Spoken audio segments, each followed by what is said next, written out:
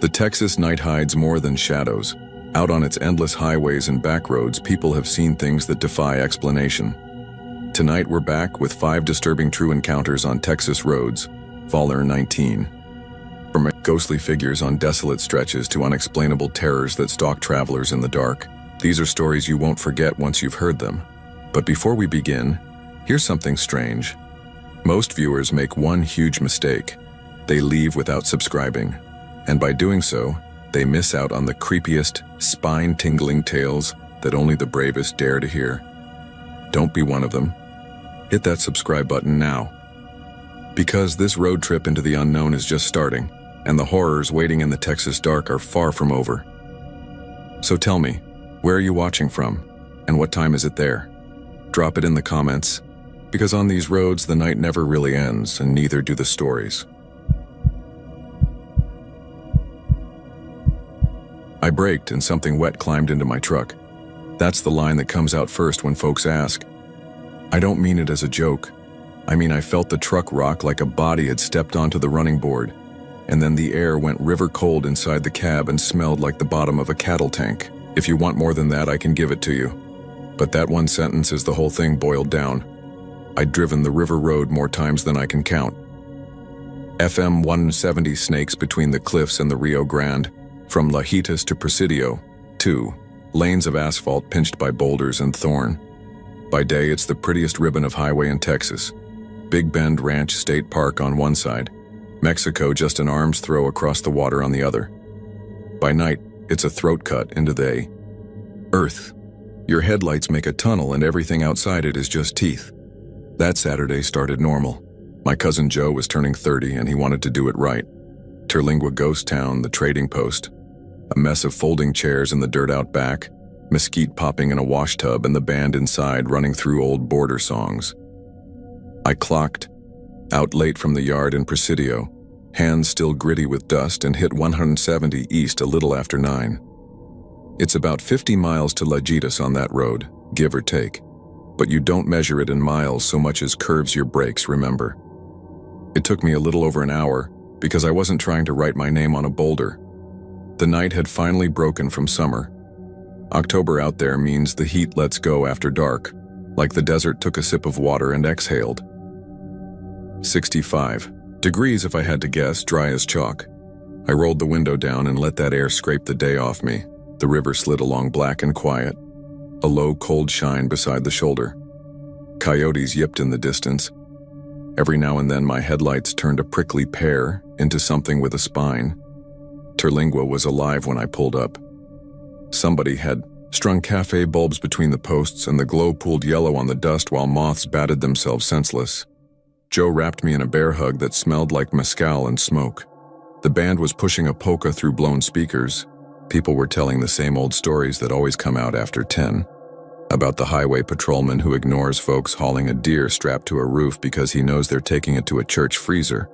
Or the rancher who swears a mountain lion left 3 neat prints and then none at all like it lifted off. I drank one Shiner and then switched to Dr. Pepper because I'd be driving the river road back and even one beer sneaks up on those blind curves.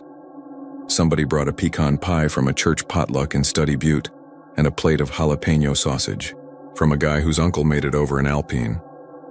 The wind moved easy, brushing mesquite. You know how people say the desert gets loud at night? It does, but it's a thin loud. Cicadas sawing slow, dogs barking in short bursts toward nothing. The hum of highway far away like someone thinking out loud. It felt good to stand there in it, to be part of it. When I finally said my goodbyes, Joe made me promise to text when I got home. He dropped his voice and told me again about the woman on FM 170. It's an old border story. Barefoot, white, dress, hair down like a curtain, stepping into the beams of late-night travelers. She vanishes. Sometimes she doesn't. Folks put her everywhere. Near Lajitas, near the Contrabando movie set ruins. Near La Cuesta, where the road climbs so steep you feel your stomach slide. Everybody has a cousin's friend who hit the brakes and swore. Something wet touched their neck. I laughed like I always did and told him he needed new material. I pulled out a little after 11. The trading post glow fell behind me. The first miles were slow curves. The kind where your headlights reach across your own lane and the cliff face comes in close like an elbow. On the left, the river was a black silk rope. On the right, the desert lifted up in broken plates. I had the radio whispering a Tejano station out of Presidio, the accordion weaving in and out of static like it was stepping over rocks. The temperature gauge sat steady. The wind came in the window cool enough to sting my teeth. I drove that way for 20 minutes, maybe 30. It's hard to keep time out there because there are no houses with porch lights and no billboards to mark miles, just little green mile markers counting down in a way that has its own logic. I passed the turnoff for Closed Canyon. The pullout was empty, just a crushed beer can shining like an eye. The moon wasn't up yet, so the sky was thick with stars. If you've only ever seen stars over a city, you don't know what they actually look like. There are too many. It feels like the sky is about to fall through on you. I first noticed something wrong in a way I can't explain any better than this. The light changed. Nothing dramatic. My headlights just started to look like they were going through more air than usual, like there was a film in front of them. You know how when you drive into fog it swallows your high beams and gives you back a glowing wall? It wasn't that. It was a faint shimmer right at the edge of my throw, a pale softening you'd blame on tired eyes. I cleaned the inside of the windshield with my sleeve, even though it wasn't dirty. I took a sip of flat Dr. Pepper. The shimmer stayed, whatever. It was riding the same 30 yards in front of me no matter if I sped up or slowed down. Then the radio died. Not to static. Silence. The kind that sits on your chest. I smacked the dash with the heel of my hand. The screen still showed 107.3, but nothing came out. The wind in the window went quiet too, and I don't know how to put that in a way that makes sense. The window was open. Air still moved, but the sound of it evaporated like somebody had drawn cotton through the night. I eased off the gas and coasted. Something in me didn't want to break. The smell came all at once. River mud, but wrong. Sour and sweet together, like fruit forgotten in a bucket until it slumps. It comes from under rocks when the river drops in July, and it clings to your boots if you step where you shouldn't. It filled the cab in one breath. I gagged and rolled the window farther, but it was inside, not outside. The taste of it slicked the back of my tongue. I told myself I'd hit something, maybe a wet patch where a seep crossed the asphalt, though that makes no sense in October. Maybe the radiator threw something. I looked at the gauges. All good. The smell got thicker. It felt like it had weight, and then, right where the shimmer lay, she stepped out. People argue over the details, veil or no veil, blue dress or white, looking up or down. I can tell you what I saw. A woman barefoot, dressed down to her calves. White fabric stuck to her thighs like she'd just walked out of the river. Her hair hung straight and heavy and black, plastered to her shoulders. Her head was bowed just enough that I couldn't see her face. Her arms were by her sides. She walked into my lane without lifting them. She didn't look up when my lights hit her. She didn't flinch. My foot slammed the brake without me telling it to. The front end dove and the back felt light like it wanted to come around. Gravel rattled under my tires. I had both hands hard on the wheel and the seatbelt locked across my chest, and there was nowhere for her to go because the road shouldered up to rock on the right and slid to water on the left, and she was right there. The truck shuddered to a stop and my headlights shone on empty asphalt. I didn't breathe for a count of 5, maybe 10. The smell of mud was a wall. My heartbeat was all I could hear. I put the truck in park and sat with my hands still at 10, and 2 like a kid at a DPS test. Something tapped the passenger door. Not a knock, not metal. A soft, wet sound like a bare foot finding the running board. The truck rocked just enough to make a squeak in the seat springs. Cold poured into the cab from nowhere, the kind of cold that lives next to big water in the dark. I turned my head a fraction, and a strand of hair hung there by my right ear, black and dripping, catching my breath when I let it out. The drop fell slow and fat onto my thigh and soaked through denim in the shape of a thumbprint. I don't remember deciding to move. I remember my body breaking loose all at once. I jammed the shifter, stomped the gas, and the tires spun on grit before catching. The truck fishtailed toward the river and I jerked it back, clipping Mesquite on the shoulder so that it scraped along the passenger side like fingernails on a door.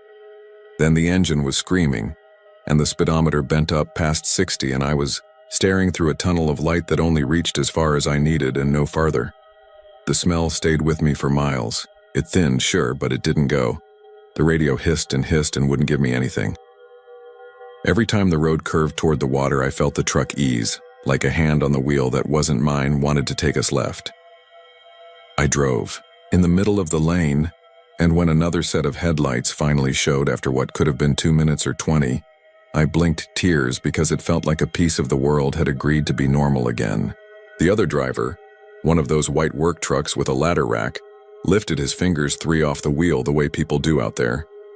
I lifted mine back and watched his brake lights flash quick and nervous as if he'd decided to slow down after he saw me.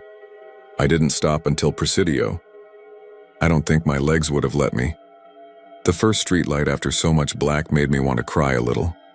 I pulled into the Allsups under that bug-bright canopy and parked crooked across the line. I sat there in gear and let the engine idle, then shut it off because I didn't want to hear anything make noise. I finally looked at the passenger side. If you've ever sloshed through cottonwood mud in summer, you know the look it leaves. Thin brown water with silt that separates after a minute and dries in leopard blotches. That was on my floor mat, not a spill, not a smear from my boot. A wet footprint, heel, arch, 5 toes, smaller than mine by a ways. You could see a little nick in the second toe where a nail might have torn or someone had a scar. The print had bled into the carpet around the mat in a teardrop where the water collected before soaking in. I reached toward it like an idiot, and the smell rose up again, not as strong as before, but sharp enough to turn my stomach. I pulled, my hand back with my fingers curled because I didn't want to find out that it was cold. A Border Patrol Tahoe pulled in while I was sitting there trying to organize my thoughts. The agent was a woman I'd seen around, Moreno, I think, late 30s. Hair in a tight bun, the kind of tired that never gets more than 6 hours. She stepped out and gave me the kind of look you give someone who's parked slantwise under a canopy at midnight. "You good?" she asked through my open window. "Yeah," I said. "Hit some mud, I think." Which is not a thing that happens on FM 170 in October. She leaned a little, glanced at the floorboard, and the way she pulled her head back told me she smelled it too. She didn't ask. She just nodded once, tight and professional. "Drive safe," she said, and went inside for coffee. I took the mat out and hosed it with the squeegee water like that would do anything. It didn't. It just made the footprint bloom and then settle back into the same shape it had been, like the stain had memory. That should be the end, I guess. It would make a clean story. Guy breaks, woman vanishes, truck smells wrong, footprint left behind, he never drives that road after dark again. But I did drive it again. You can't live out there and not. And I learned there are other pieces. Some small, some that don't belong to me. 2 days later on my lunch break, I pulled into the self-serve on O'Reilly Street with a jug of bleach and a stiff brush. I took the mat out and started scrubbing like a man trying to get a bad idea off his shoe. I got the color to fade. I did not get it to go. Every time the sun heated the cab, the smell came up like a memory. In July, it was worse, which makes no sense if you insist on sense. A week after that, I went back up to Terlingua because avoiding the road felt like giving it power, and because Joe kept calling and asking, "So, you see her?" The way cousins will when they know they're poking a bruise. I told him the truth. He got quiet, and then he said, "Ah, hell, you're just tired, man." But his eyes did a small thing like they were walking backwards while he was standing still. Later that night, outside the Starlight Theater with the ghost town spread out below like bones, an old man from Legitas, Ray, with hands like rope, told me a story about a girl he'd known in high school who got swept off a gravel bar when the river came up after a thunderstorm 50 miles north. "Water don't care where it rains," he said. "It'll come get you where you live." He said the searchers found a dress 3 days later hanging on a snag like it was trying to dry itself. He said it wasn't white anymore. He said they never found her body, and that sometimes the river gives things back in pieces and sometimes it doesn't give anything at all. "People always dress the dead in white," he added, as if he needed to fix something in the air he'd just let out. I didn't argue with him. I didn't tell him I'd seen a footprint with a nick in the second toe that matched a scar I couldn't have known about. I didn't ask if the girl he meant chewed one nail ragged. You start down those roads and you end up in a story you can't get out of.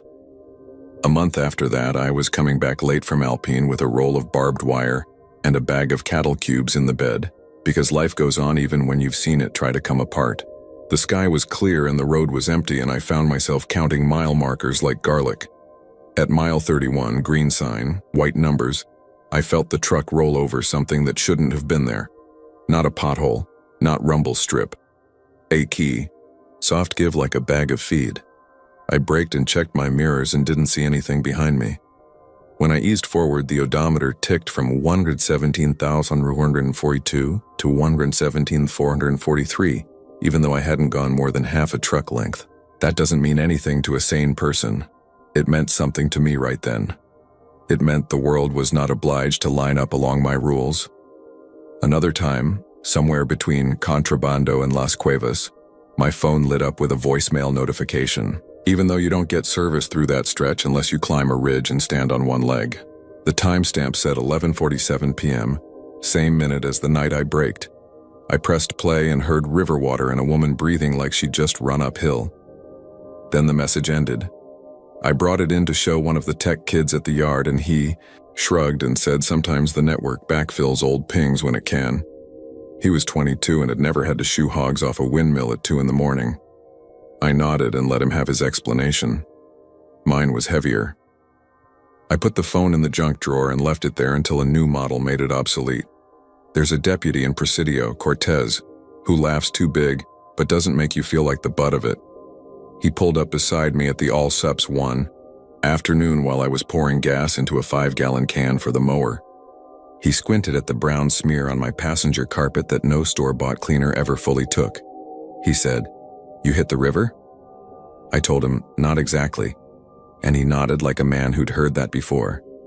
He told me he gets maybe 6 calls a year about a woman in white stepping into the road and then not being there when the caller pulls over to help. He said 3 calls were out-of-towners who stayed one night and never came back. He said 1 call was a guide who takes tourists downriver in canoes. He said she didn't look up, Cortez told me. Said that was the part that stuck. I asked him what he thought. He shrugged and said he'd put his hand on a hood while taking a report and felt it cold in August, colder than it had any right to be after a 15-mile drive. Sometimes, he said, you can't write that part down. Then he told me to tell Joe to quit lighting fireworks on county property. You might be thinking I primed myself with stories and then fit every odd thing into that shape. I've thought the same. The brain is a cheap magician. It finds patterns and keeps them. But there are little things that don't cooperate with the easy answers. The footprint on the mat, for one.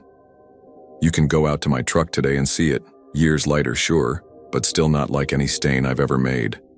The smell that returns when the heat sits on the cab and the windows are up. The way, on certain nights, the road takes sound out of the air like a plug pulled from a sink. If you want to know the worst part, it wasn't the first time, and it wasn't the phone, and it wasn't the way the odometer skipped. The worst part came one December, cold for us, 40s at night, breath like smoke in the beam of a porch light. I was fixing a sag in a barbed wire corner on a friend's lease east of town. I'd brought my truck right up to the fence line because I was going to use the bumper as an anchor.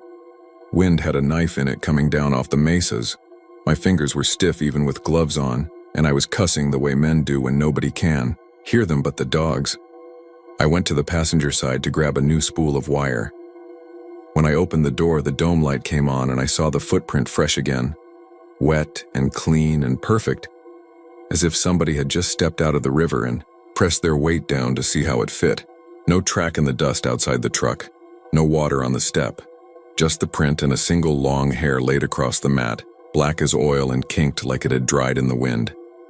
I picked up the hair without thinking, and it stuck to my glove. I shook it loose and it drifted in the light air and caught on the barbed wire and hung there like a note pinned to a board. I cut my glove on that barb because I wasn't looking. I let the work go and stood with my hands on my hips and listened to nothing, because the wind had dropped and the dogs weren't barking and the highway wasn't humming and the world had held its breath again. In that way it sometimes does when she is near. I started the truck and let the heater run and sat there with the door open until the dome light timed out, and the dark folded itself around me again. When I finally got out, the hair was gone. The wire was just wire. The corner still needed fixing. If there's a point to telling this, it's not to make you drive around by way of Marfa every time the sun starts down. It's to say this: people think the desert is empty because it's big and quiet. Big and quiet isn't the same as empty. The border is a seam, and seams hold everything together, but they also leak. The river takes what it wants, and sometimes it puts it back where you don't want it. If you see her, and you might, don't brake. Don't swerve. Keep your eyes forward and your hands steady and your foot on the gas. Let the shimmer pass through the light like a trick of the air. Let the radio go silent and come back when it's ready. Let the road carry you. Don't make room for anything that hasn't asked. I still text Joe when I get home late. He still replies with a thumbs up and a skull and a joke about how I should have just slept on his couch. I still drive the river road when I have to, and sometimes when I don't, because it's my road and always has been, and you can't let a thing take it from you. I keep a little plastic rosary looped around the rear view that his mama gave me after her last trip to San Juan. I'm not the kind of man who hangs charms on mirrors, but there it is, clicking against the glass when the truck bumps. I tell myself, it's for her peace as much as mine in case the world works that way. Every summer when the heat nails the sky down and the wind dies and the cab turns into a slow cooker, the smell comes back. Not every day, not strong enough that someone riding shotgun would pick it up unless they were looking for it, but strong enough that I'll roll the window down and let hot, dry air in and feel a cool edge from nowhere slide across my knees, like the river remembering itself. Strong enough that once in a while, when I stop at Allsup's for a burrito and a coffee I don't need, I'll glance down and catch the shape of toes in the stain, and think about the nick in the second one, and wonder if it healed before it mattered. Last week, late, I took the road again, and the moon was up and the water showed its back like a fish turning. Somewhere near mile 24 a night heron flapped up heavy and crooked from the shallows, and the sound its wings made seemed louder than it had to be. For a breath or two, the radio went thin. A pale smudge bent the light ahead the way heat does in August. My hands went cold on the wheel. I didn't brake. I kept the truck straight and steady, and the shimmer moved through the beams, and the road rose and fell the way it always does, and the river kept its counsel. When I hit Presidio, the porch lights were bright like they'd been waiting for me. I parked proper this time. I stepped out and stood in the glow and listened to a freight train horn far off toward Ojinaga float across the water and get small. When I got back in to head home, I checked the floor out of habit. The print was there, faint as breath on a cold mirror, toes just visible if you knew where to look. I pulled the door shut careful and put my hands on the wheel and watched the rosary swing and settle. If you need proof, I don't own more than that. A stain. A smell the heat brings up. A memory of cold that shows up when it shouldn't. Evidence enough for the person who was there and not a bit more. It's the kind of proof that makes people nod and change the subject. I don't blame them. It's late, roads are long, everyone has to get where they're going. The bell started before I saw the water. One clean strike like a dinner call across the pines, and then nothing but the cicadas sawing the night back together. You know the sound. Not a cowbell, not a church note, but that flat maritime ring you get from a ferry rope, metal to metal, a little salt ghost in it even this far from the coast. It came again while my tires whispered over chip seal. Same note, same distance, like the river had put a breath behind it. Normal nights out here are measured in miles and humidity. I was running the plant check on the Toledo Bend intake. A holiday. Backup after fireworks on the water. Hemp Hill to the intake house is 13 miles if you take 83 to 21, then Pendleton Road down to the river. It's 30 minutes if you don't rush and you stop for deer. 79 degrees at 2:42, humidity thick enough to lift off your skin when you step out. The county keeps the weeds down along FM 2426 most summers. This year they'd fallen behind, so broom sedge and blackberries leaned into the drainage. Pine resin hung heavy, sweet and tarry like a bait shop counter at noon. I had the utility Tahoe, county seal peeling on the door, toolbox rattle in the back. The intake had hiccuped at dusk. Enough for my supervisor to text, "Just eyes on it." Make sure fireworks didn't clog the trash rack. You'd be surprised how much 4th of July floats across a reservoir after midnight. Coolers, flags, $2 rockets drifted back into creek mouths like spent thoughts. First odd thing, the bell again, but wrong. It came from ahead and behind at once as if the sound folded. I slowed and clicked my brights, expecting to catch a stray boat trailer yawning across the lane or an ATV nosing a fence line. The beams stretched the pines into smooth white bones. The road fell away toward the river in that soft way, East Texas. Does one more dip, one more curve, never steep enough to call a hill, but just enough to sneak water into every low place. The bell struck a third time, not louder, closer. A dog answered from a house I couldn't see. 2 quick barks and a complaining note like it remembered something it didn't like. I checked my mirrors. Behind me, nothing but my own glassy tail lamps reflected in a reflector. Post, fireflies stitching impossible lines through the dark. I rolled the window down. Air came in warm and wet, carrying loam and a faint fish rot that meant the shoreline weeds had started to die back where people had churned them. The sound carried clean. It was not wind chime random. It was a call and wait. At T. Pendleton, the land flattens and the river takes the space it's owed. Folks still call it Ferry Road even though the ferry quit decades ago when the dam came. The old pilings sit out there on the Louisiana side like dark teeth when the water's low. You can smell the difference between lake and river. A lake smells like sunscreen and gas and new money. A river smells like old tin and mud you'll never really be rid of.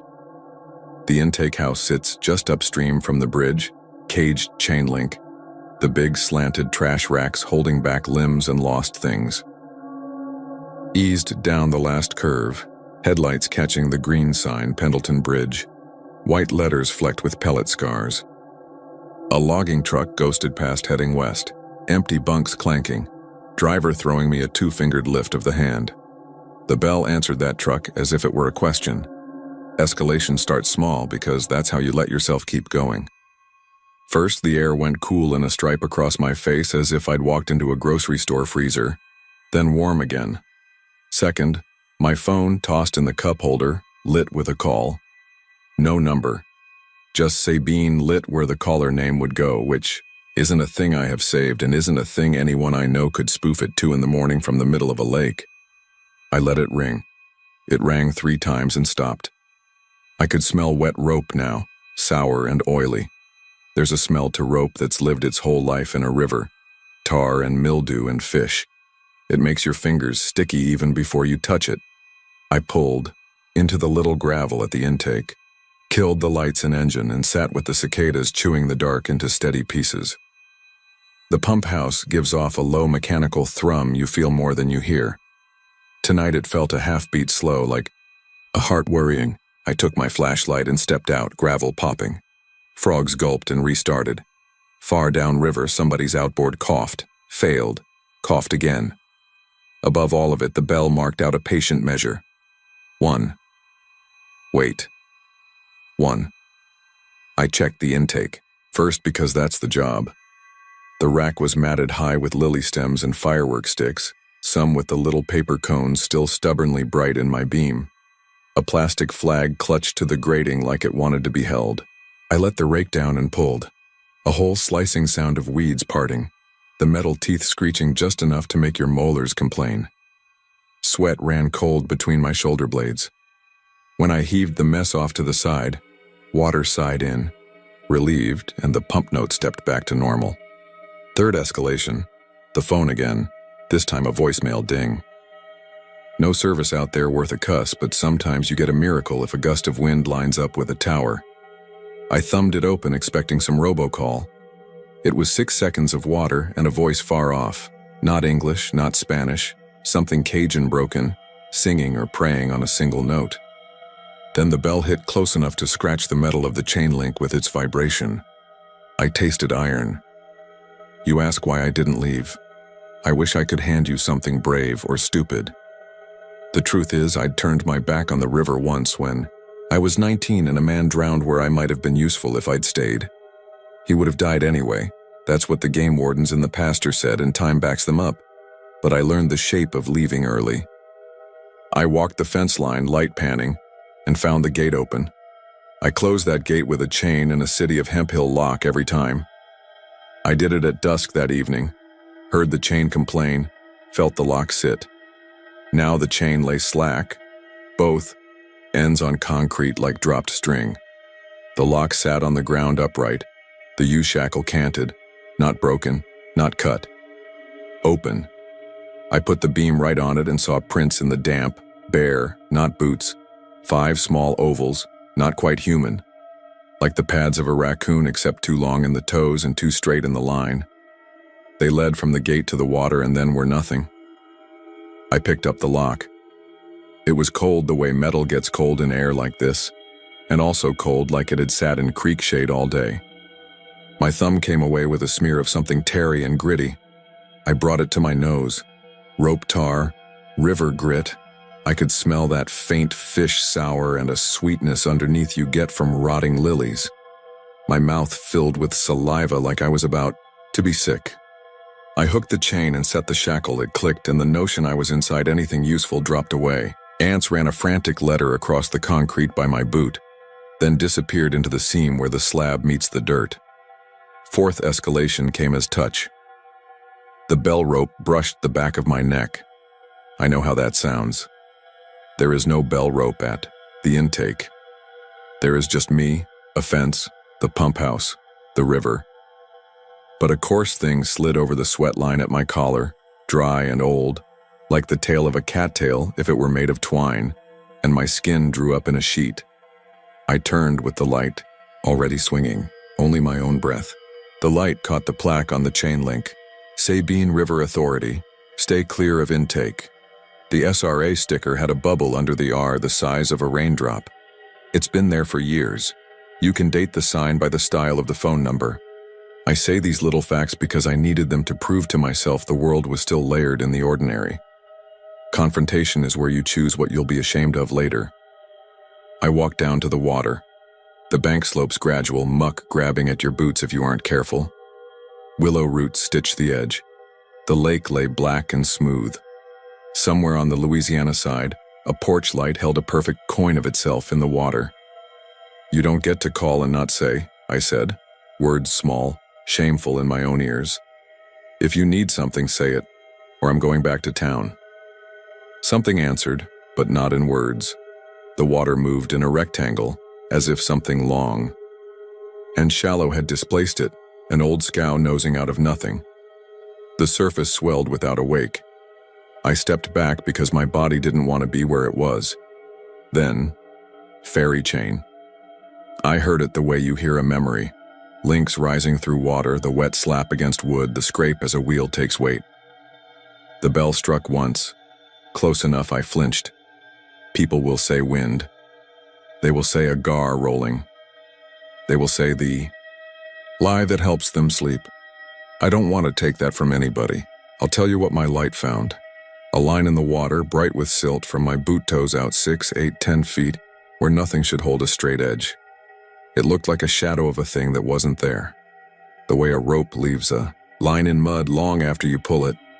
I reached down because the wrong thing at the wrong time can feel like the only proof you'll ever get, and my fingers closed on something that wasn't water and wasn't wood. It was the stiffness of woven hemp run with tar in years. I pulled. There was resistance like a sleeping dog not ready to move its weight. The bell answered, indignant, and the resistance gave an inch and then 2. I could feel the fibers separate, gritty, a sandpaper glide. The smell of tar and fish rose hard enough my eyes watered. When I looked at my hand in the light, there was a smear from thumb to wrist, black and glittered with mica like river sand glued in place. The rope I thought I held vanished the instant I looked. The line on the water laid itself smooth as if I had imagined the crease. Evidence wants to be small so you can argue with it. I get that now. I stood with my hand blacked, and the bell inside, my bones.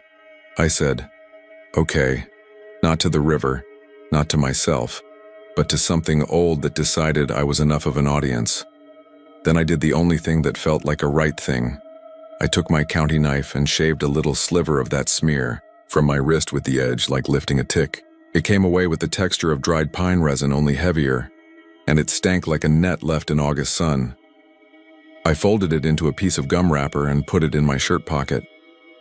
I don't know why. Maybe so later I could apologize to myself for making the rest up. The way out of a thing like this is plainness. I hosed the rack clear the rest of the way. I wrote the reading numbers in the log, RPMs, amperage, intake temp, hands shaking just enough I had to go slow. The pump note settled back to the dull machine, peace I know. On the way out, I closed the gate again and set the lock. I pulled on it like a fool. It held. On the drive back, I kept the radio off. The bell didn't follow. The cicadas did what they always do. A barred owl sent a clean "who cooks for you" across the ditch that made me want soup I don't even like. At the curve where you can first see the bridge again, I slowed. The green sign still wore its pellets. The night looked like night. I told the Tahoe's dashboard the time out loud, 3:08, so later I couldn't cheat. Aftermath is the part you don't tell at the shop because it's thin and unsatisfying. I got home to the little rental on Worth Street where the porch light makes the roaches honest. I washed my hands twice with mechanic's soap. The black didn't all come off.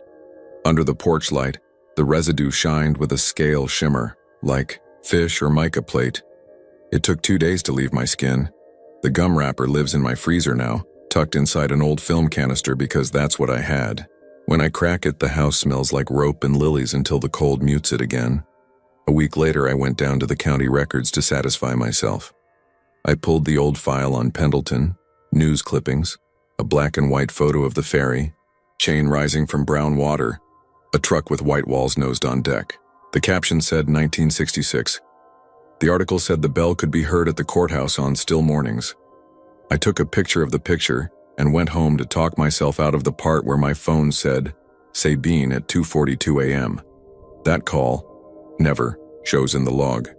The voicemail deletes itself when I try to play it in the daylight, but if I sit in the Tahoe in the plant lot at night with the window down and the humidity laid on, I can get 6 seconds of river and a voice you can't pin down to any parish. It comes when it wants. Sometimes on 21 eastbound toward the bridge, I'll pass an old man in a flat-bottom boat, lantern low, yo-yo lines out. He never looks at me. He never has to. The boat tilts like he's carrying something heavier than fish. I watch him until the pines slot him away. I hold the wheel the way you hold a rope you know will burn you if it slides. Then I go to the intake and I do my job because the water doesn't care how it got to your faucet, only that it arrived. If you ever hear a bell down there that sounds like it's rung by a hand that still knows the weight of a crossing, don't answer with your voice first.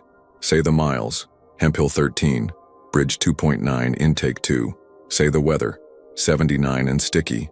Say the names, Sabine, Toledo, Pendleton. Say what is true until the part of the night that wants to borrow you gets bored or satisfied. If something tars your hand, don't scrub it off right away. You'll need something to argue with when the day comes and makes a fool of the night. And when your phone lights with a caller you didn't teach it to know, let it ring if you can. If you can't, then you're the kind of person a river wants. And I don't know a way to talk you back from that besides saying this. There are ferries that still cross places the maps paved over. You don't pay with money. You pay by counting, by naming, by touching the rope, and by not pretending you didn't. I won't say the bell followed me home. I'll say this instead. Every July since on the 5th, sometime between 2 and 3 in the morning, something in the house strikes a note that isn't a house noise. Once it was the oven rack shifting like it took weight. Once it was the coat hook under the window releasing a jacket cuff. Once it was a spoon in an empty sink. The note is always the same, flat and old and sure of itself. I get out of bed, go to the kitchen and smell tar and lilies for a breath. Right? Then the air remembers what month it is and I'm just another fool with his back to the wrong part of the map. Listening to a river that hasn't had a ferry in 50 years. Ask me very politely to count to 1 and wait. I told myself I wouldn't go down there the next night. I slept like a man who'd been wrung hollow and filled with river air, thin and not nourishing. By noon, the county heat put its hands on my shoulders and shoved, the way July does when it wants you to sit down and shut up. I lasted 2 evenings. On the third, The plant board pinged a minor alarm on intake pressure, and I volunteered before anyone else had time to pull up a map. Habit dressed itself like duty. On the way out of Hemp Hill, I corrected myself in my head the way you correct a child kindly. It's 87 north to Milam, then 21 east to the bridge. I had said 83 the first time because my mouth got there before the map. Where I grew up down near Uvalde, 83 is the road you count by. Out here it's 87. That's the kind of detail some of us use to keep the floor under our feet. I even wrote it in the log margin like I was schooling a future version of me who might need the help. At dusk, the pines go black at the edges first, like they're burning inward without smoke. The temperature hung at 92, but the shade under the needles made a different weather. I stopped at the Valero, Milam side, where the man behind the counter calls everybody boss and sells minnows out of a bubbling tank by the ice freezer. A couple of old boys in seed caps were arguing over whether Hemp Hill could make a run in district with a sophomore under center. Hornets don't pass, one said, as if that settled the season and the state of the world. A woman at the next. Pump told her kid in Spanish to quit stomping the puddle because the skeeters breed in water. Your mama's too tired to keep squeegeed up. I bought coffee I didn't need, and a bag of pork rinds I was never going to eat and stood there a minute, longer than the transaction required. I wanted the fluorescent hum and the easy lies men tell about football to stick to me like armor. At the bridge I slowed. The water held the sky so clean it looked like the lake had learned glass. A John boat ghosted under the trusses, a lantern low in the bow. The man in it might have been the same one I'd been seeing all my life. The posture is the real ID out. Here, men who work nets curl forward in a way that makes their backs look like they were taught by the river. He never looked up. At the intake, the fence was closed and the chain set, exactly as I'd left it after the bell night. I checked the shackle for marks for any sign of tampering that would give me something human to blame. Dust. A dead mosquito stuck across the S in Sabine. The pump note tonight was normal. I took my readings, wrote them in the log with numbers that looked respectable. Then I stood with my hands on the chain link and let the humidity pour itself into my sleeves because not wanting a thing is sometimes the same as going to meet it with your hat in your hands. You get one question, I said out loud, to the river or to the idea of it, and I get one answer. I don't know who I thought would honor that contract. Nothing happened the way a nothing that's thinking about becoming a something does, gently, then with interest. Frogs tuned. A spoon in the pump house bumped its neighbor on a shelf because I'd set them lazy earlier. I waited until my ears had made a map of all the small sounds and could point to where each lived. When the bell came, it was far and soft, the way a glass rings when someone in the next room sets a plate on a table. It grew close in 3 breaths. 1. Wait. 1. The hair on my arms lifted and arranged itself like a field looking for wind.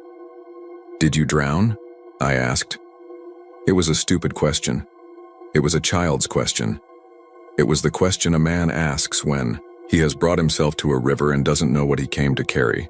The answer was water, which is to say the answer was everything. The surface near the rack moved without ripples, a swell as if a wide flat thing lifted with its own idea of haste. My light caught a line again, silt bright, drawn out from my boots as neat as if somebody had pressed a ruler on the lake. I'm ashamed of what I did next and I would do it again. I stepped back off the concrete and into the mud so the water could get to where my footprints were. That is the real answer to why people keep going back to bad doors. They want to hear the latch again. There's an old timber on the bank near the rack, half buried, cut flat on one end where the saw went through it 40 years ago, when somebody's budget and somebody's cousin's sawmill made a decision. I sat on it and took my phone out. No bars. No courtesy bubble faking a signal. I played the voicemail I shouldn't still have if the world obeyed its own rules. When the sound came, 6 seconds of water, a voice in a parish I couldn't pin. The lake put a breath out like it wanted to make the recording jealous. The bell didn't strike. The pump did what pumps do, steady and honest. I sat there long enough for a mosquito to drill my ankle through a dirty sock I should have thrown away 2 summers back. On the drive home, the Tahoe's cab felt an inch too small in every dimension. I rolled the window down so the night could push its face in and measure me properly. A fox crossed in front of me with that little quick trot that looks like a choice you aren't invited to. Out past the last mailbox, a whip-poor Will said its name until the dark agreed to keep it. When I turned onto Worth, I said the time to the truck again, 10:32, because rhythm matters. The freezer canister had sweated through its film. A frost. I cracked it in the sink. Tar and lilies lit the house under my nose as if somebody had put a stranger's shirt over my face. The sliver looks like the kind of old candy a church lady keeps in a purse and forgets to hand out until Easter. Flat and dark and shiny with a layer of something you might be forgiven for calling sugar if you didn't know better. I set it on a saucer and watched it not do anything. That was a relief so loud in my chest it embarrassed me. A week later, Sheriff McKellar, small county, you know the name by the tires he runs, came by the plant for a routine check on night patrol. We stood outside in the bug dim and talked about deer strikes on 87 and a fella running shrimp out of his ice chest at the feed store like, that was a kind of crime that needed a badge, I almost told him. Then I didn't. You bring a man the bell and he'll give you the weather. You bring a man tar and a ferry and he'll give you a breath test and a pamphlet with a hotline number. He asked about football like men do when they want to end a conversation politely. Hornets don't pass, I said, and he laughed without humor and said, ain't nobody in this county passes what matters. If you think a story like this climbs straight up its own ladder, you haven't worked a maintenance job. Things go quiet until they don't. 2 Fridays after the bell, I was pulling a double to cover a kid down with a stomach bug. It was after midnight when the plant settled and I could sit on the tailgate and count crickets. The phone lit with a call again. Sabine. I let it ring twice and hit speaker because I didn't want anything to my ear. This time it didn't play water. It played a chain through a pulley, slow, precise, as if the person on the other end had gone to the trouble of oiling the bearings before they dialed me. Over it, a voice spoke 8 words. I wrote them down on the plant log because when your life goes to court later, paper helps. 2 men and a boy. Bring the bell back. The recording erased itself when I hit save. I can't prove that to you. I can hand you the plant log with the 8 words in my handwriting and the indentations of the pen through to the page underneath, and you can say a man writes notes for his own haunting. You would be right. I was making a map I could carry. If the night took the one outside away, the part of me that belongs to water knew what the words were for. We all carry a small list of things we owe. Some we pay at the counter with cash, some we pay in the dark by looking at something long enough that it lets you go home. A boy and 2 men went across on a night this river wanted a toll. Somebody reached for a rope that wasn't there because a map got made without them. I went to Milam the next morning and asked around like I was just another fool with a ghost story dressed up pretty. Old Mr. Thibodeau at the bait shop fixed me with eyes the color of the lake when it's thinking about rain and said, Pendleton took what it took when the dam went in. He meant marriages and trees and graves. He meant that the river has more friends than we do, and some of them live below the line. I don't know how you bring a bell back to a place that doesn't have one. I started with the only bell I had. Sunday afternoon, church let out. First Baptist Hemphill is painted the same white as every other church between here and the Gulf.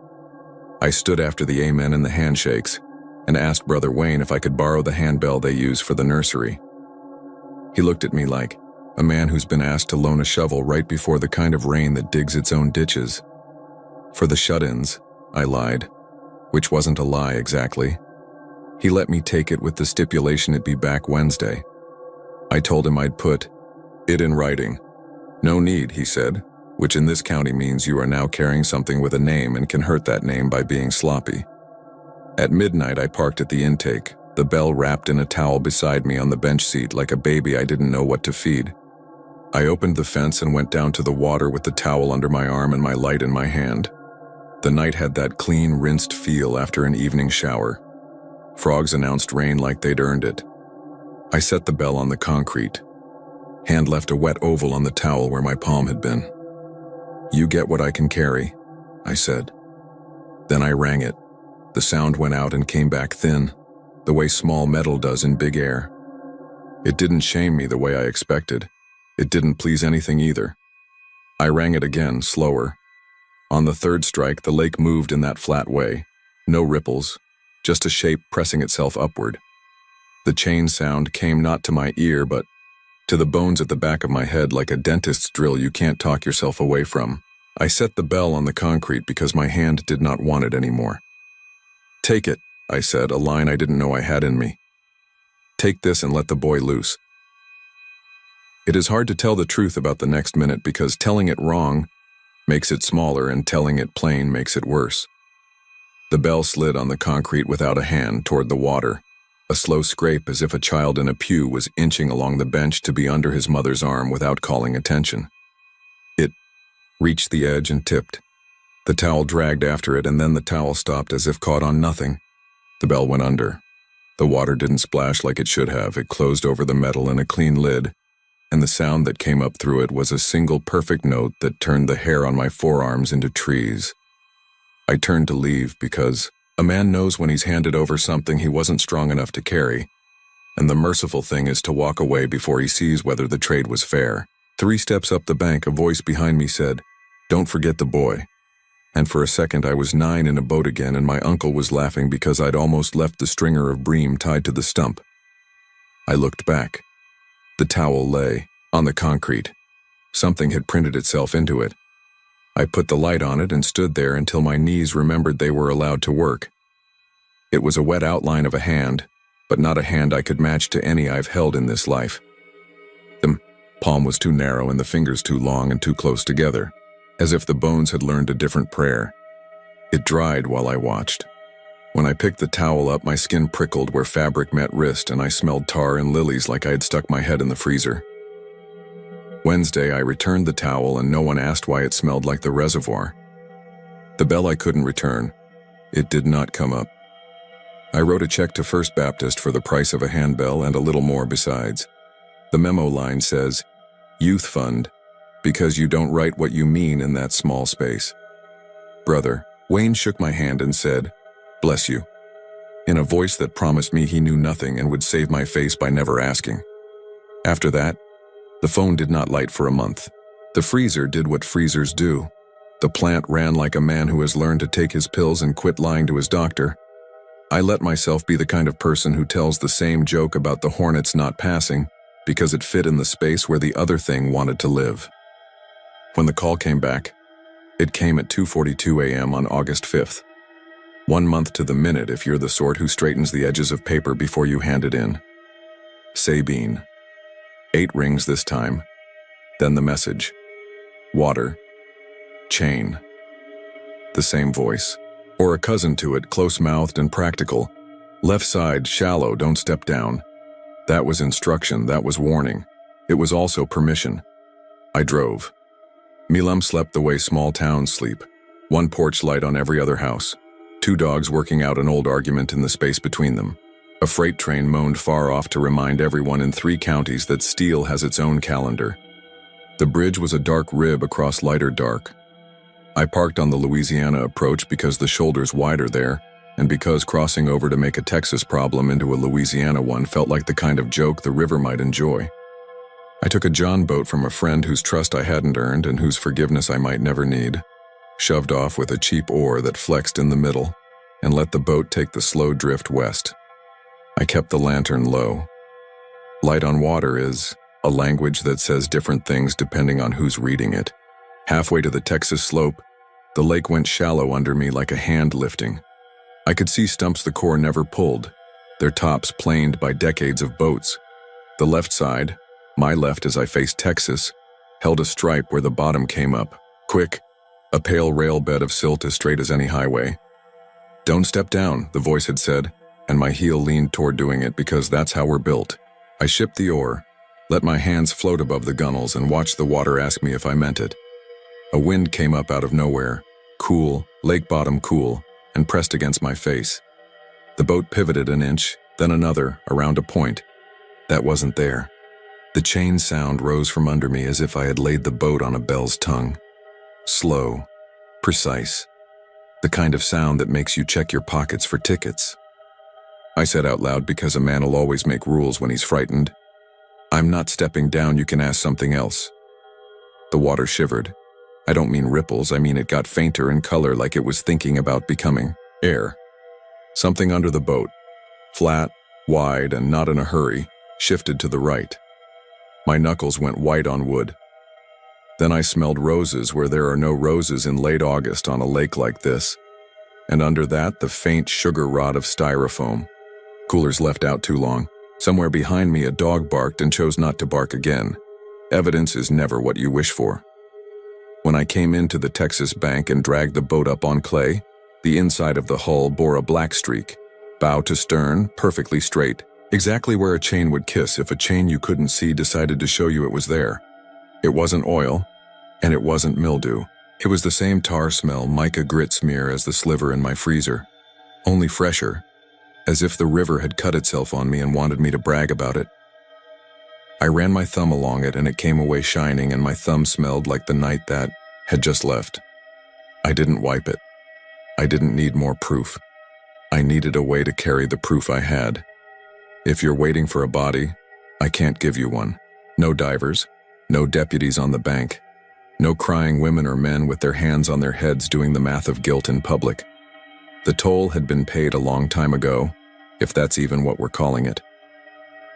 I walked the hull smear with a flashlight and took pictures my phone refuses to keep. They live in the gallery until I show them to someone I trust not to laugh. And then they show as gray squares with a question mark and a date that reads 1970. I took the boat back before dawn. My friend didn't ask why his boat smelled like lilies. I went straight to the plant and wrote the numbers that make my day legal.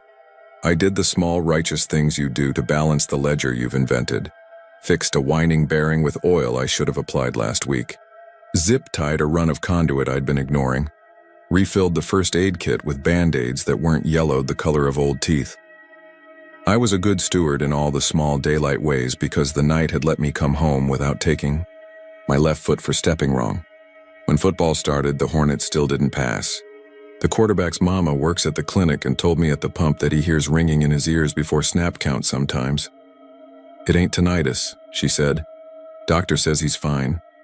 She laughed a mama laugh that has fear packed tight inside it, and I wanted to tell her not to let him go down to the water after the game no matter who's kissing who. But you can't put a river in a sentence and hand it to somebody without handing them what it wants. Instead I said, he's got a good shoulder, and she said, he's a good boy. Which is what you say to people you hope remember your children kindly if they end up in any kind of newspaper. I could stop here and you'd have your quiet sting, but I know better than to leave out the part with the door. In September, after a night that smelled like the first cold front but wasn't, my front door opened on its own at 2:42 a.m. The deadbolt turned. I heard it, metal on metal, and the knob turned and the door came a hand's width off the frame. The AC breathed like a tired animal. I walked to it without a light because somehow the dark allowed me more dignity than catching myself in the shine of my own kitchen. On the inside of the door, near where the chain would land if I had one, and I don't. I always thought chains on doors were for people who wanted to pretend about safety. There was a smear. Tar. Grit. Same mica glitter but finer, like a small person had tried to come in and change their mind. I didn't touch it. I leaned my forehead to the wood because the human body wants to be a bell sometimes, asked to ring, and because I didn't want anything that had been in the lake to have to guess whether I was home. I brought what I could, I said. That's all I had. The door sighed the way full wood does.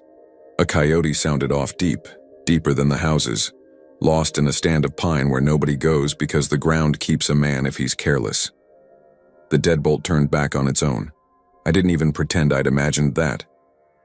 I went to the freezer and held the film canister I should throw away and didn't. And for a second the smell of rope was so clean it could have been church. I am trying to give you a true thing without making myself bigger than I am in it. Here is what I know I can carry.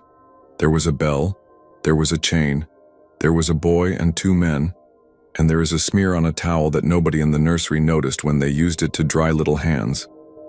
There is a black line in a John boat I did not own long enough to earn shame about, and there is a left-hand smear on the inside edge of my front door.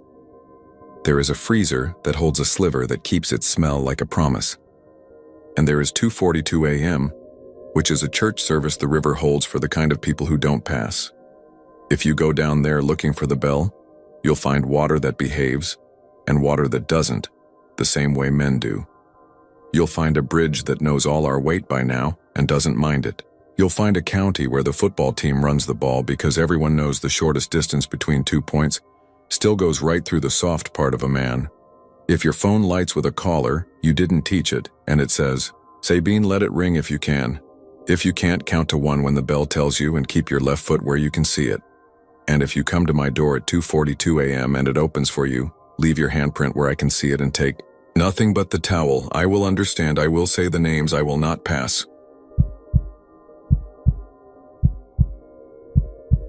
I picked him up because the night had that brittle, clean feeling after a blue norther, 48 degrees, the wind sliding off the mesquite as if it had been honed on a file, and because I was raised the way most folks were out here. You don't leave somebody standing on the shoulder of 281 in the dark unless you want to see them on the news the next day. I had a foam cup of gas station coffee going lukewarm in the console, a box of hydraulic seals on the passenger floorboard, and a straight shot north. Alice to Fremont. Maybe fell furious if the parts runner in Fremont was already asleep. I knew. The drive by muscle memory. The green sign for 44, the old billboard frame half leaning, the way the highway shouldered into the brush country like a river cut into chalk. Miles of caliche, spiky pear, low black fences, and a sky that had been scrubbed clear until the stars looked chipped. It was quiet enough I could hear my own tires. He wasn't even thumbing, just standing in the glow of the Falfurious 37 sign with his hands tucked up into the cuffs of a Letterman jacket the color of a traffic cone. Not a backpack, not a bedroll. Skinny kid, maybe 19, hair too long for how cold it was. The orange A, blocky and felted, sat on his chest, like a badge. You spend any time in Jim Wells County, you know that jacket. Alice Coyotes, 50 years of boys in that color. Their moms yelling at them to put a shirt under it because the wind finds your ribs otherwise. He stepped up careful, staying wide of the lane. I tapped the locks and he opened the rear door like he'd practiced. It slid onto the seat. "Fremont," he said, almost too soft as if he was trying not to fog the air between us. "If that's okay, sir." "Hop in," I told him because it was too late to think of a reason not to. "We'll be in Fremont in 20 minutes. Name's Cal." "Thank you, sir," he said, the sare making me feel older than my 36. "I'll just ride quiet."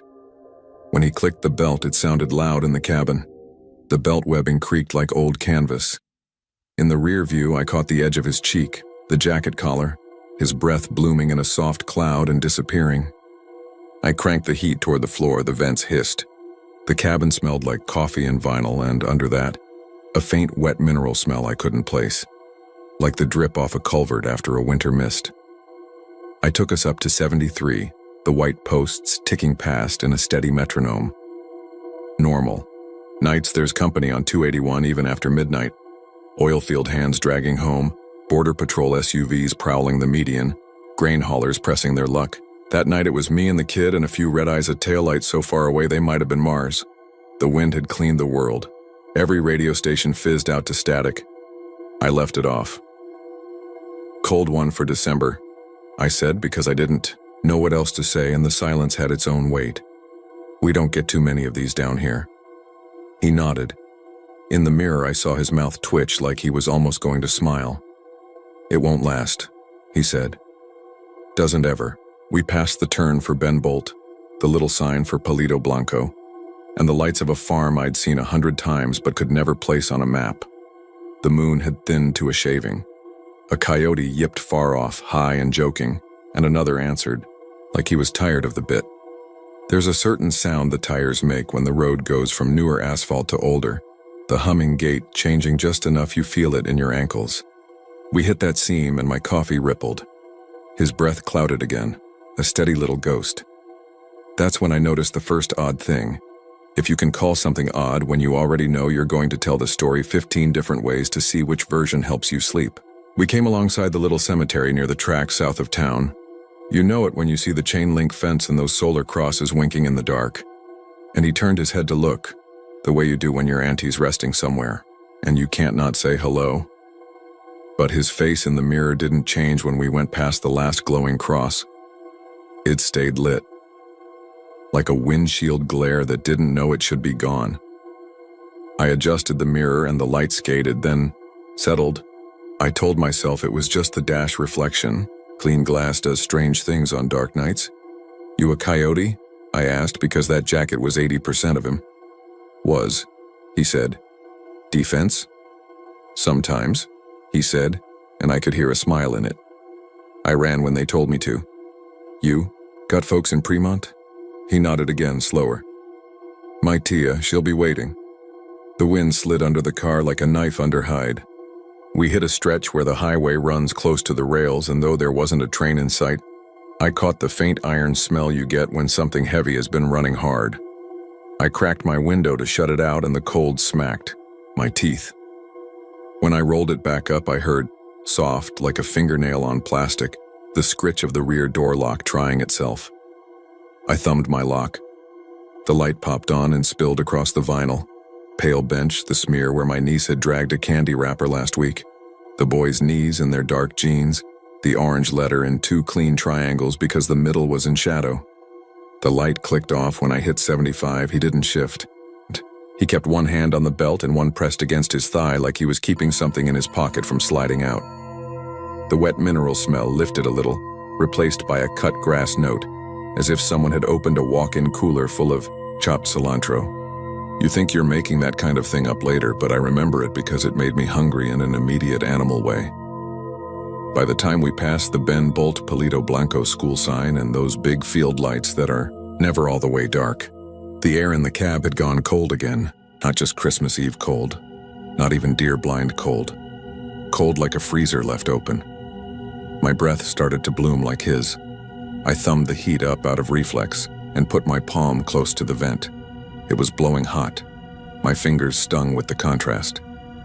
You, sure it's Fremont, I said, without really thinking about why I asked. I'm rolling through to Falfurrias. You got a place there? I don't go past the county line, he said. His eyes made a long sweep over the fence posts, the scrub, the road ahead. There aren't a lot of places to turn your life around. Out there, between a ranch gate and a feed store and another ranch gate, nobody ever takes me past the line. He said it like it wasn't about him. Like he was reciting something that had been said enough times to smooth the edges off. Past Ben Bolt, the highway opens out a little, and there's a stripes on the left that stays lit like a ship. I could see it from miles off. The wind had stacked, dust against the curb line, and the flags in front were taking a beating, cracking like whips above empty pumps. I checked the clock on the dash, 1:23 a.m. The green numerals always looked smug to me, like how a cat sits after it's knocked something off your counter. I took out my phone, thumbed the home button. No notifications. A ghost of my own face, in the black. Then, as if on schedule, the phone vibrated twice. Outgoing call 123, a number I didn't recognize, 361 area code, so local, and then voicemail. The little icons lined up so neat they made me mad. I hadn't touched the phone, except to look. I flipped to the recent calls. It was there. 123, 3 seconds, I looked at the kid in the mirror. He was looking at the road like you look at a river you might cross. You call somebody? I asked. You can use my phone if you need. No, sir, he said. Thank you. I put the phone face down. For a mile or two, I tried to convince myself my thumb had fat-fingered something.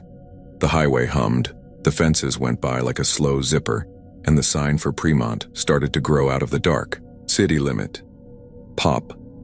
2,700. It felt like pulling into a church lot midweek.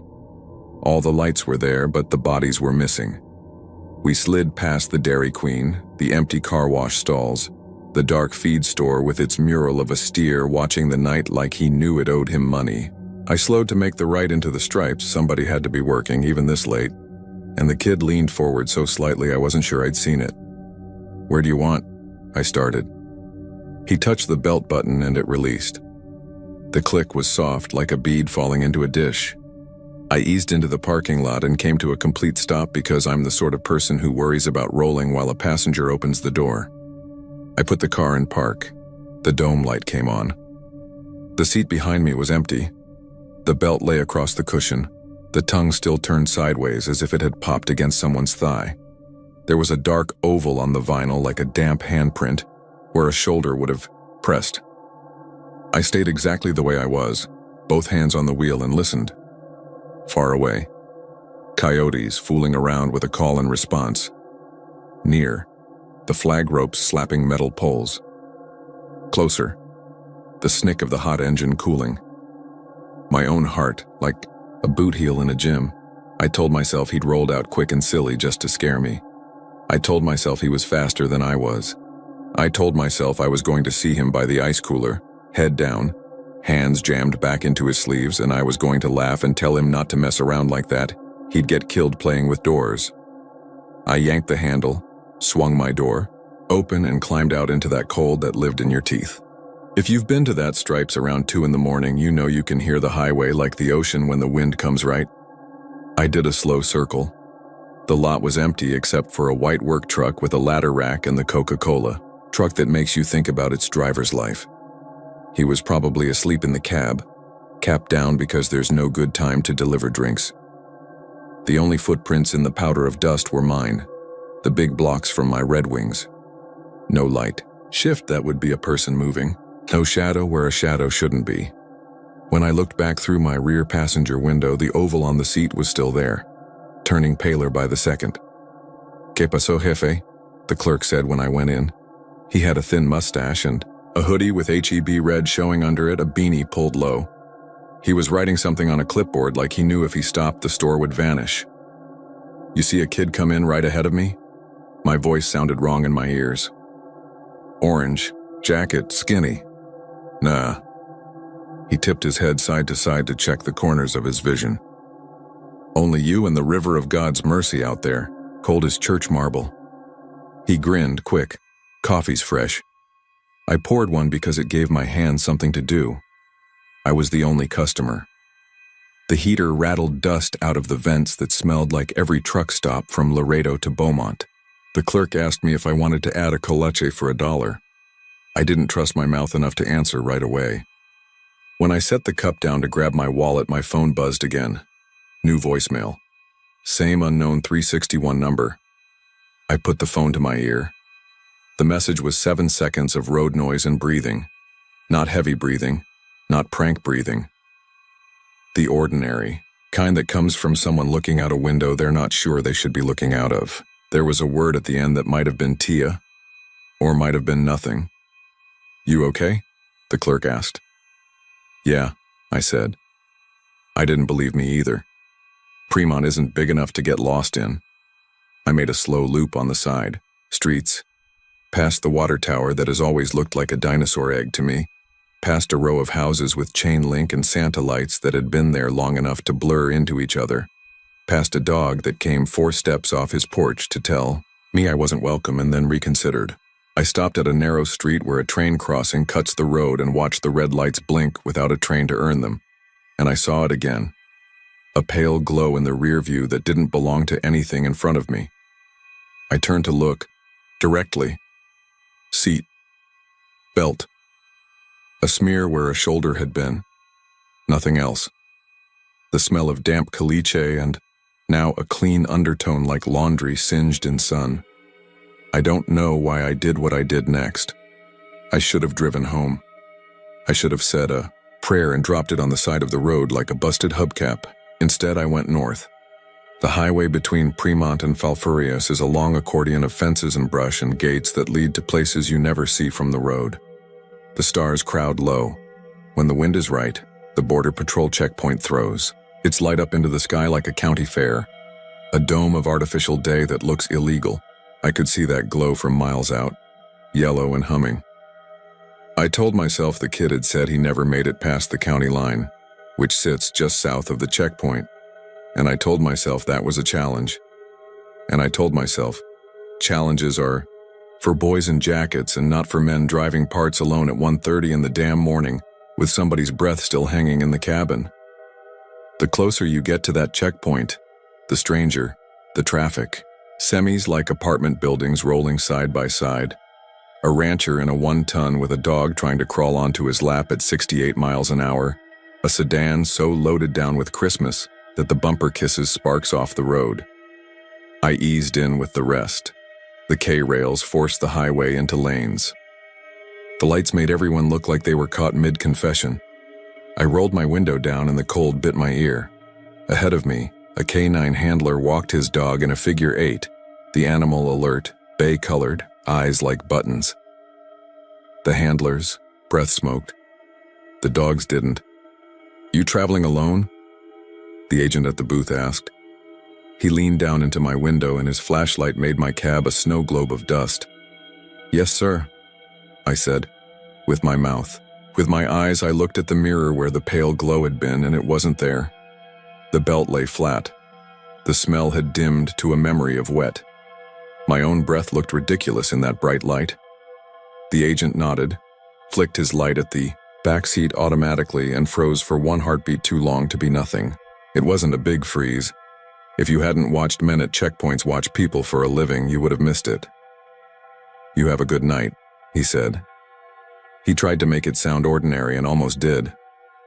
The dog, clever and unconcerned, trotted alongside as I crept forward and then gave one low, uncertain woof at my rear door. Not an alert, not a bark. The noise you make when you smell something that isn't there anymore. Past the checkpoint, the night swelled back around the car. The glow fell away and the stars took their rightful places. It felt like I'd driven out of a refrigerator and into a pond of air that had been sitting all day in the sun. Never mind that it was December. I kept going to a turnoff I like, a little ranch road that spits you out by a water tank as round as a coin, because I wanted a minute where nobody was behind me and nobody in front, and the land was pressed up against the windows the way it gets, thorn and wire and the occasional owl trying a new voice on a fence post. I parked. I killed the lights. In the sudden dark, the world came up like a fish. The highway still hummed. A long, low organ note. The wind ran the mesquite leaves like a hand down a washboard. The smell out there is always the same. Dust and green things trying to stab you and something animal you might never see. I looked into my own back seat again because apparently that was my night now. The oval was a ghost of a ghost. The belt tongue had righted itself. In the ashtray, a dead moth looked like a bit of paper somebody had tried to fold into a bird.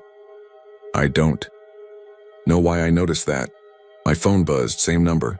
I let it go to voicemail and then played it on speaker because out there, whispers feel safer if they aren't in your ear.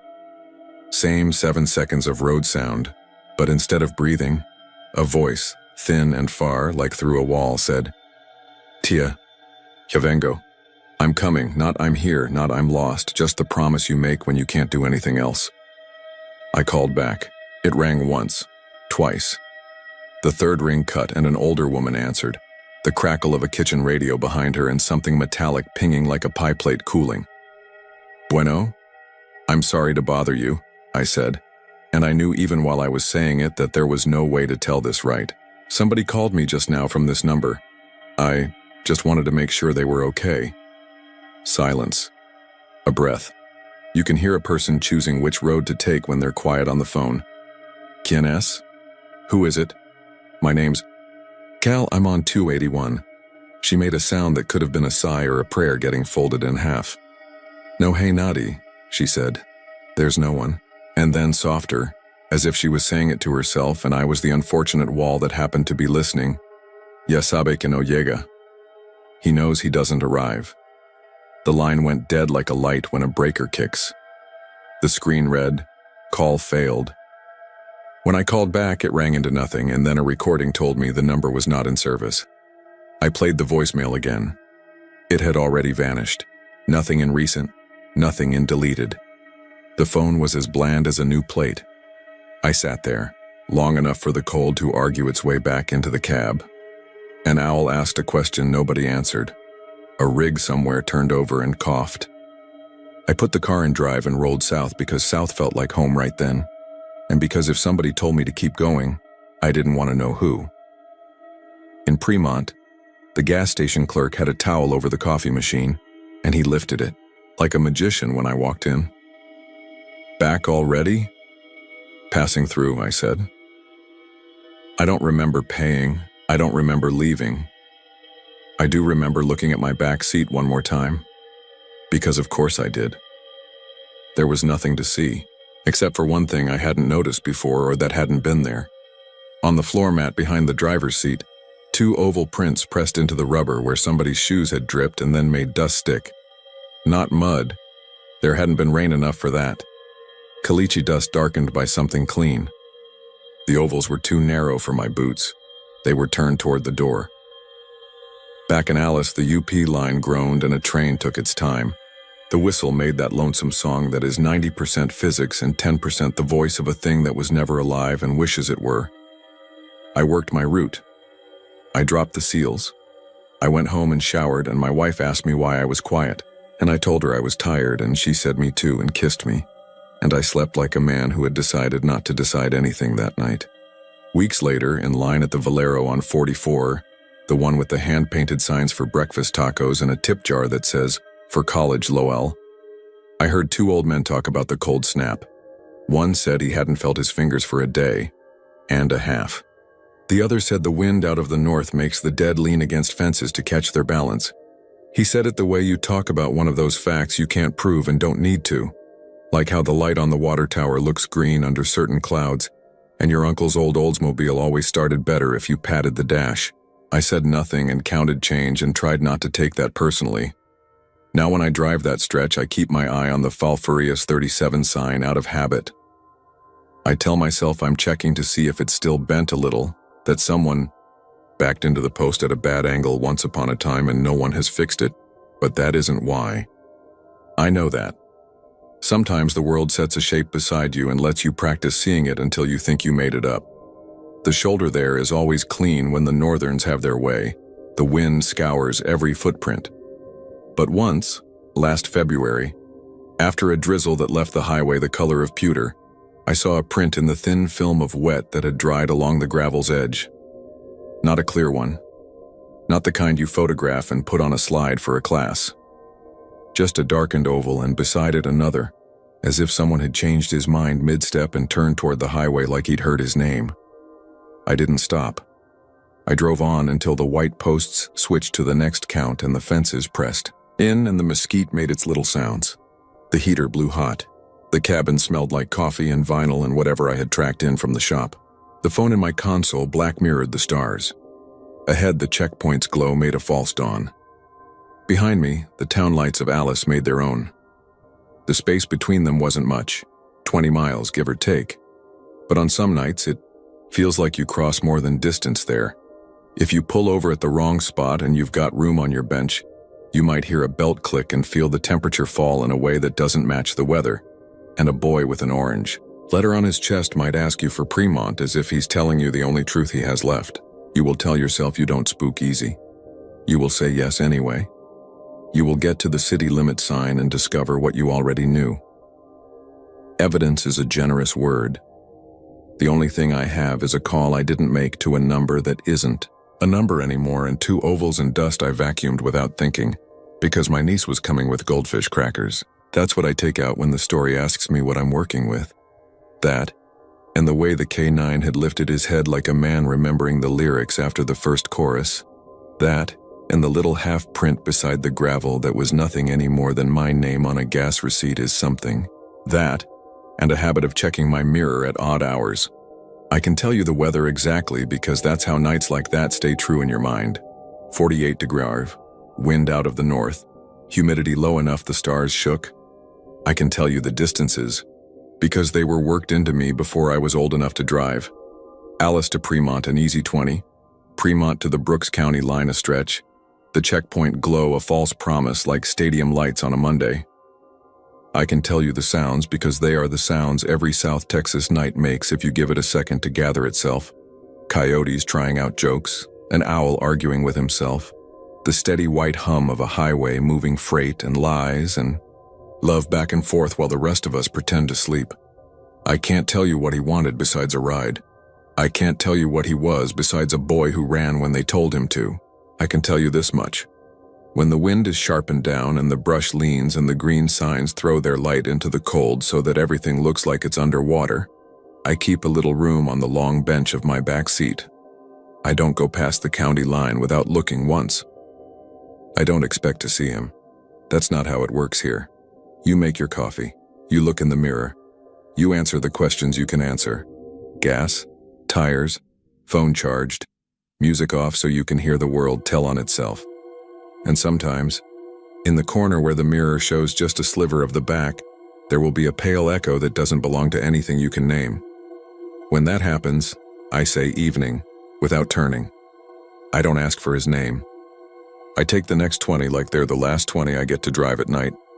And when the city limit sign comes up, the one that says Fremont and a number that hardly matters, since the real number is how many folks are awake, I slow just a little, like you do for a funeral procession, out of respect for all the things that move through South Texas without anyone writing them down. The car creaks as if a weight has shifted. The belt gives a soft little pop. The air goes back to what the forecast promised. My breath stops showing up in front of me. I check my mirror because I'm human, and the seat is empty again, the vinyl, pale and untroubled as if it had always been. I don't tell this at church. Folks there already have plenty to manage. I don't tell it to my niece because I want her to keep thinking the world is a map you can fold and put in your backpack. I tell it like this, down to the minutes, the temp, the smell of cilantro when there shouldn't have been any, the cold that came out of the vents hot, the clerk's towel over the coffee machine like a magician's cape, the canine's small noise, the phone that believed a number until it didn't. I tell it to you because there are a handful of miles out there that borrow your breath and give it back. And if you drive them at the wrong hour, you might end up counting fence posts for company and saying yes to a boy who doesn't make it past the line. When it's winter and the wind is out of the north, listen. If you hear a voice say, "Ya vengo," from a place a voice shouldn't come, keep your hands on the wheel and your mouth closed. Don't call back. Don't check your phone until you get where you're going. Let the county do what it does. If you stop at the Stripes and the coffee is fresh, take it to go. And if, when you pull away from the pump, the belt in the back does that small reassuring click, don't stare. The night here has its ways, the road will hold them, let it.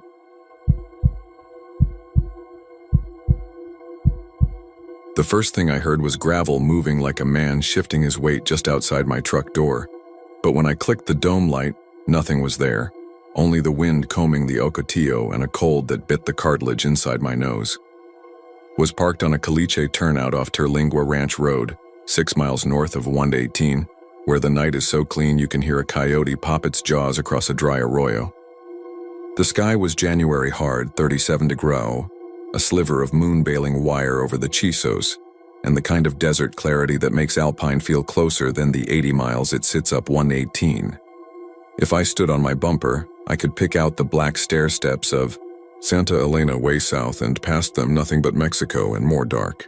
No humidity, no highway spray, just wind and rock and the steady electric tick from my F-150's cooling engine. Normal for me is finish a late job where someone's internet died with the wind, spliced a line out by Study Butte, found a mouse, nest in a junction box, and then drive until the mind unclenches. I'd had coffee at the Terlingua store. The clerk said, "Y'all ain't from Presidio, are ya?" Like it mattered to the coffee. Then rolled north because I like how the dessert at night puts my thoughts in rows.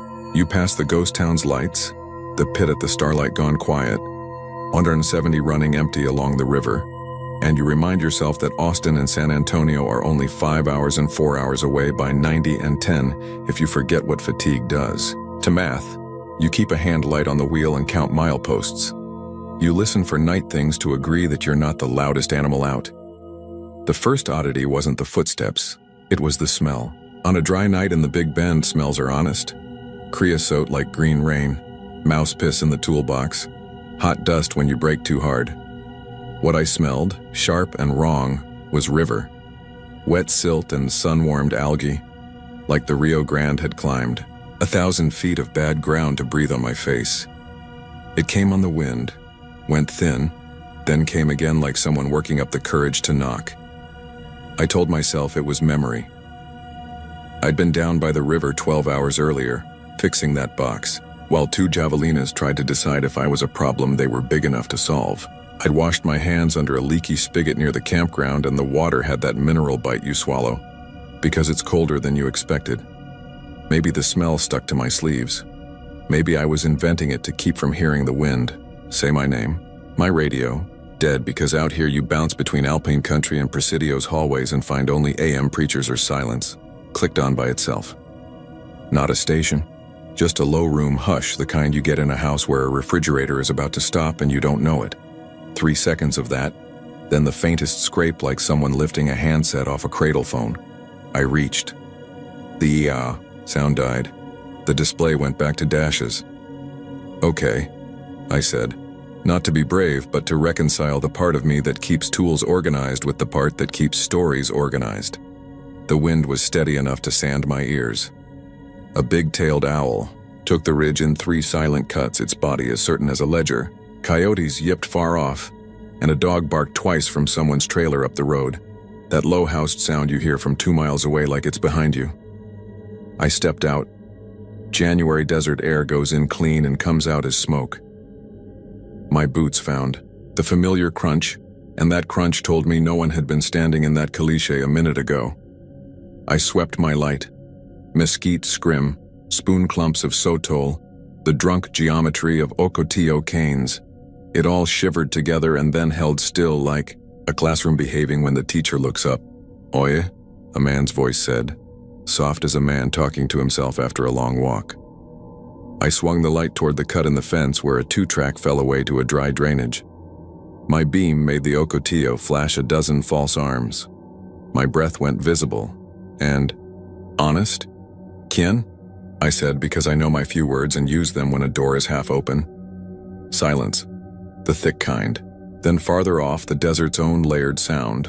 Wind, tin squeak from a cattle guard on 118. The low moan of a semi-way out on 90 near Marathon like thunder that forgot its job. I waited, because that's a tool too. Nothing came back but the wind and that clean cold. Normalcy reasserted itself. I had a thermos of coffee, a bag of beef jerky that tasted like salt and brush fire, and a road home that wouldn't improve if I sat here thinking. I shut the door, and in the second before it latched I heard gravel whisper again, as if someone outside had leaned to listen at the seam and then remembered how to be air. I put the truck in drive and rolled north. Terlingua Ranch Road throws, itself like a rope across caliche and washouts. 15 miles to 118, the sign says, like it's a joke and a dare. I drive it by sound as much as sight. The gentle ta-ta-ta when both tires find corrugation and the way the tailgate thuds when dust riding inside the metal decides to become outside again. At mile 10, the road crosses a dip and you can see a set of lights go east on 118 from miles away like a ship on a flat ocean. I saw them. I saw my own lights reflected in somebody's window geometry on a hill. I saw my odometer drop a tenth exactly where I always misjudge the dip. All that comfort. Then the mile marker, white paint on a skinny post, said 9. I'd counted down from 12. This should have said 11. I told myself I'd missed one in the dark. Markers get pulled up by flash floods and set back by men who don't fuss at digits so much as at rock. Still, 9, then 8, then, after the awkward wash where the caliche softens, 8 again. I slowed. The second 8 had mud splashed on it up to the number like it had been knee-deep recently, which didn't fit this side's weather at all. I'd been in the wind all day. No wet. The post was sunk firm. A boot had scuffed within a foot of it, fresh enough edges that the wind hadn't had time to rub them out. The sole print had a little cat's tongue texture I recognized. Slicker's bargain boots from the tourist shops in Marfa, or the off-brand work boots the gas station in Study Butte sells to men who spill a life on their feet and need soles. Quick. The print was pointed toward Mexico. That direction is complicated here because everything points toward Mexico if you keep walking. Escalation happens slow in the desert until it doesn't. Mine came like this. First, the radio clicked, on again, and caught some border patrol chatter with no words. Just a carrier hiss and a man's breath like he'd run or laughed or both. My radio shouldn't have had that. I keep it off out here and it doesn't scan. I don't own a scanner anymore. The display stayed blank like it didn't want to admit what it had done. Second, the smell of river grew teeth. It wasn't just silt. It was that sweet rot you get where cane chokes a bank and something big has been in water a long time. I tasted it on the back of my tongue like a penny. No humidity, no clouds, just that smell riding the clean. Third, someone knocked 3 times on the passenger door. Not hard, not coyotes kicking gravel. 3 knuckles that belonged to a hand, that knew trucks, knocks that had space between them like the knocker was polite. Fourth, I saw a light where there should have been none. Far south across dark miles, a square of yellow on a hill winked once. Not a ranch house. I know those lanterns, those porch bulbs. This was old light, steady and warm, set behind dirty glass. It lived for a count of 2 and went dead like a match in a boy's hand. Fifth, and I wouldn't have believed this from any other mouth, my truck's compass, which lives in the mirror and is dumb as a rock near any iron, swung north, paused, swung east, and then pointed hard south, and stayed there, as if the mirror had decided to tell the truth about one thing only. I pulled to the shoulder. If you can call Flat Rock a shoulder, and set my hazards blinking against clean night. I don't know why that helped. Maybe because blinking lights are the desert version of saying, I'm here, in Morse. I got out. If you need a ride, I said to the dark. Come on, if you need a call, I'll make it. Por favor, the voice said. Not nearer, not farther. Like the desert had practiced the word and still liked the taste. It wasn't begging. It was permission asking permission. Confrontation is a small choice made plain. I took the 2-track toward the drainage, light low so as not to blind myself with 100 small lies. The ground changed under my boots from crust to powder to crust again. A white rock as big as a helmet sat stupid in the wash where a flood dropped it in July. A beer can with a sun-peeled label winked. Down in the bottom of the wash, the air was a degree warmer, and the wind fell away like I'd stepped into an ear. There was a coat down there, denim, old, lined, Carhartt-ish, but not the brand, cuffs shredded from years of doing the same thing. It was folded not like someone dropped it, but like someone had put it there to look decent when they stepped away. On top of it, a plastic comb missing 2 teeth. Beside it, a small rectangle of green paper with white script that took me a second to process, because my brain didn't want to say the word out loud. It was a prayer card, the kind you see in wallets and on dashboards from Brownsville to Amarillo, Virgen, to Guadalupe. Edges softened by pocket oil. The back had a name written in ballpoint and then crossed out. Below it, the same hand had written a different name, and that one wasn't crossed. The ink had haloed like it had been wet once and then dried while someone held it under their tongue. Hey, I said, I'll put this in the truck. You can have it back if you want it back. The wind cleared its throat above me and a piece of grit hit my cheek like punctuation. I looked up at the lip of the wash and saw, in the Ocotillo fringe, the shape of a man's shoulders turn slightly as if to scratch one itch, and then settle. I put my light on it and found nothing but cane and spines. My heart did that old rodeo thud in my chest, the one that says you misjudged the bull's second jump. I carried the coat and the card to the truck the way you carry a box you're not certain has a bottom. I set them on the passenger seat. The dome light made the prayer card look newer than it had in my hand. The name on back read like this: Alberto Rao. The last name had smeared into green. Below, a second name, Raul. The ballpoint had pressed hard into the pulp like the hand wanted to push the name through the paper and into whatever came next. When I closed the door, the coat gave off a heat that hadn't come from my hands. Not warm, just not desert cold. It smelled like sweat old enough to be honest and like river enough to be a map. I drove south toward 118. The hazard lights snapped their orange metronome on the Ocotillo, and the Ocotillo snapped its thorns back, like a choir keeping time. At the cattle guard, the tin sang. A mouse skittered under the dash. I hoped it was a wire and not a thing that breathes.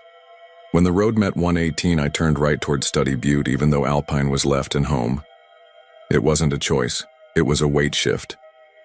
The compass in the mirror didn't fight me. It settled into S like it had found its bed. On 118, the desert takes a different shape. Shoulders widen. Signs exist. Study Butte 12, Terlingua 14, Big Bend National Park 22. The white paint held my eye like a rope. I didn't speed. The wind found new places in the cab to talk through. I passed the turnoff to the ghost town, the starlight, still dark, and the hill with the cemetery that looks like a handful of bones after a fight. The road dipped, rose. I could have made the park entrance in 15 minutes and told a ranger I'd picked up a coat and a prayer card and a wash. I could have told the ranger that my radio liked ghosts tonight and my compass did too. A ranger would have nodded like a man who has heard a version of every story and knows which ones need a clipboard and which ones need a courtesy smile. I didn't make the park. At the store where 170 splits west, the signboard with letters you have to squint to forgive, I pulled over. It was 2:49 a.m. The thermometer on the eave said 34 degree F. The wind carried a thread of mesquite smoke from somewhere, and underneath it, a faint smell of diesel from a generator that didn't know when to quit. I got out and walked around to the passenger side. Evidence is the part you keep because you can't keep everything. On the outer step where a boot would climb in was a wet boot print. Not mud. You'd need water for that. And all I had was wind. Wet like a hand you just washed and then forgot to shake. The print faced in. The tread was the same cat's tongue I'd seen by the milepost, on the vinyl of the seat below where I'd set the coat. A line of white salt traced a rectangle the size of the prayer card, like the air had insisted on drawing borders.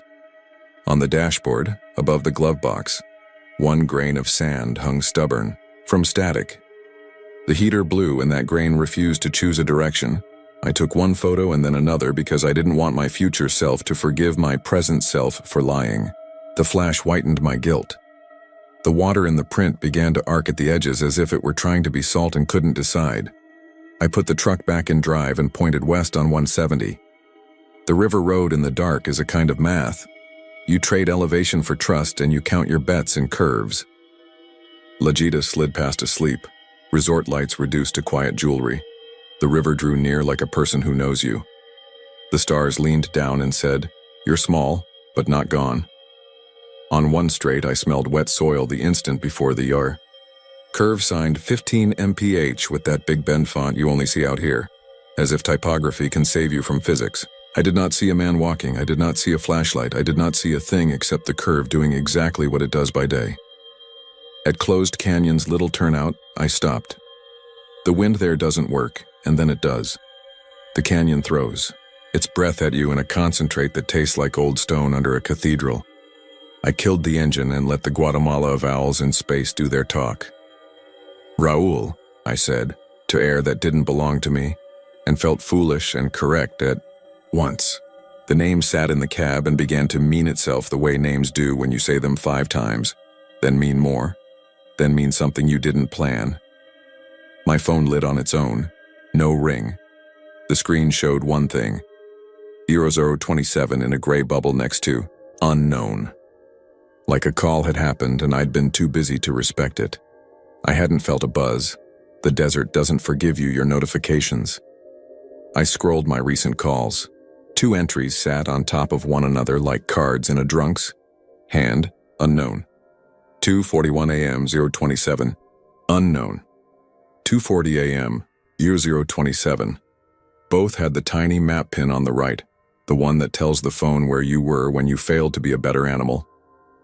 I tapped the pin. It showed the mile where 118 meets 170, the store that never remembers. To fix its last 3 letters, the cold air that took my boot print and made a decision. The 2 pins sat on the same dot like a small coincidence had chosen a uniform. Aftermath is not a bang out here. It is what the wind leaves behind for you to decide if you're the sort of person who picks trash or tells stories. I drove back to the turnout where I'd found the coat. I didn't go down into the wash. I set the coat folded on the passenger floorboard and slid the prayer card into the glove box with the manual and a road map of Texas from 2006. I refused to throw away because sometimes paper is how you know where you are. The wind did not speak. The owl did not come back. A javelina chuffled once in the brush and then translated itself into a rock. I turned north and went home the long way through Marathon, where the ghost of a train horn walked the town at 4:10 a.m., like a man who keeps forgetting which door is his. US 90 carried me east, The kind of empty that makes 30 miles feel like a song with two chords and one word you don't mind saying over and over. Sanderson slept. Dryden pretended. Langtry shrugged. I hit Del Rio right as the lake's edge went pearl, and then that impossible blue you only get when cold lays. A clean sheet on water. I ate a breakfast taco that tasted like surrender, and drove the last hours with the heater set to 74. And my eyes playing that game where they see a person on the shoulder 3 times, and each time it's a yucca that's read enough people to do a good impression. The evidence I kept is small as the desert likes. In the glove box, the prayer card always smells a little wet, no matter how many dry days stack around it. Under the passenger seat, months later, I found a coin I didn't know I had. A Mexican 20-centavo piece from 1974, the eagle chewed by time, the rim filed thin. I don't carry foreign coins as souvenirs. I don't know when it landed in my truck. Maybe it had been wedged into the seat foam since before I bought the Ford. Maybe it found me because the desert likes to balance its books with whatever's on hand. When I drive 170 now, I keep count of the posted miles, and they behave like numbers taught by a stern nun, except for one small stretch where I swear there are 2 8s in a row no matter how right the county tries to make them. On cold nights I smell river up on the ridge and hear the refrigerator sound in the radio, and feel a knock I can't swear wasn't wind. Sometimes the compass in the mirror decides south is a sentence and writes it twice. Sometimes stopped. For gas in Study Butte, a man will stand with his hands jammed in his pockets, hat low, looking at the dirt at his boots, like there's a list written there he can't finish reading. I don't ask him anything because I don't know if he's done the math he needs or if he's only now learned that math has teeth. If you find a coat folded in a wash and a prayer card with 2 names on it, take it to a ranger if you have the daylight and the words. If it's night and the wind's counting your ribs for you, set the coat where it won't be forgotten and say a name even if it isn't the right one. If your phone shows 2 calls you don't remember with twin seconds like small coins, take a picture, because the desert respects proof you had to think to keep. If your compass lies, forgive it. Iron and earth doesn't care that your little mirror wants to be honest. I didn't take the coat to the station. I went back 3 days later with coffee and the kind of daylight that makes you trust the land, and the wash was clean. No coat, no card, just the pale oval on the ground where something had been and then remembered it had elsewhere to be. On the lip of the wash, an ocotillo cane had a rag tied near its tip, like someone marked the spot once and didn't want to advertise it to the wind. The knot was a fisherman's neat half hitch, done by fingers that knew how to hold a hook without giving blood to it.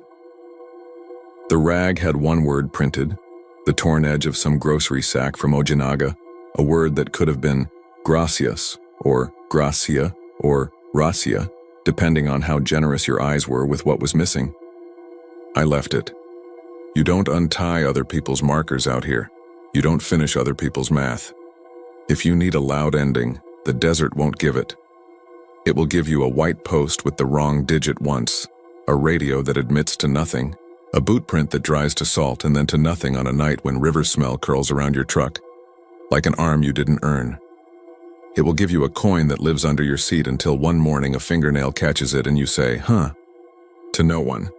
It will give you a compass that finds south like a prayer even when you point north to Alpine for groceries, and a conversation about cold fronts at Porter's. It will give you the cleanest air you've ever put into your lungs, and a voice that asks a small favor in the kind of Spanish you can understand without the right words. Sometimes this is the part I would leave out if I wanted you to think I'm tidy. When I pass the ghost town cemetery at twilight, I hear a harmonica draw, one quick breath and let it out.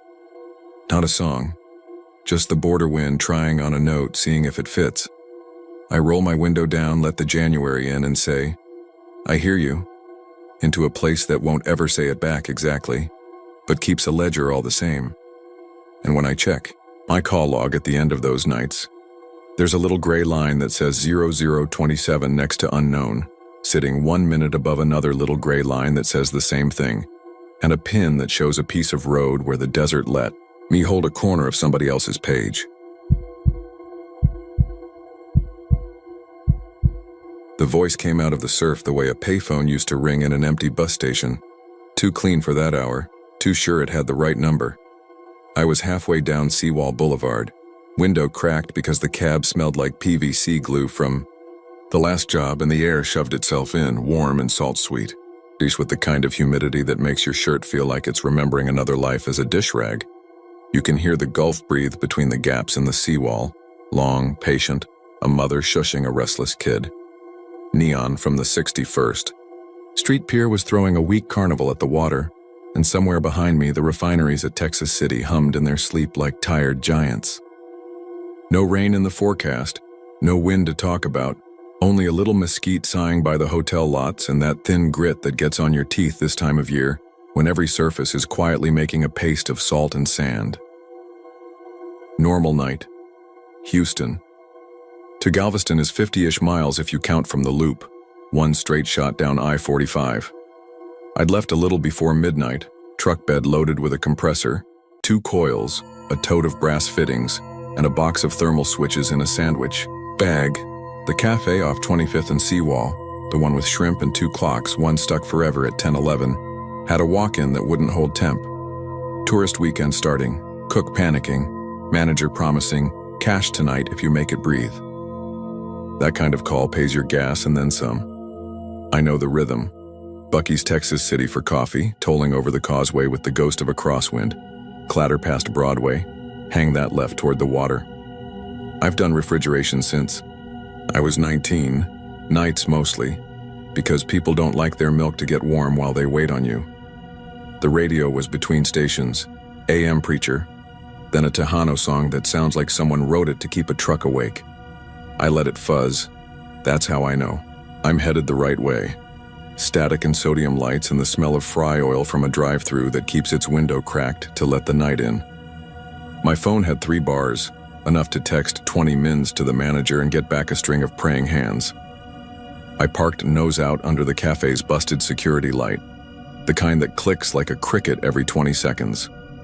The cook, a woman, with a sleeve of roses and a voice that wasn't built for whispering, smoked on the back step and told me the box had climbed to 51 degrees and would not come down, como la suegra, like a mother-in-law, stubborn and hot.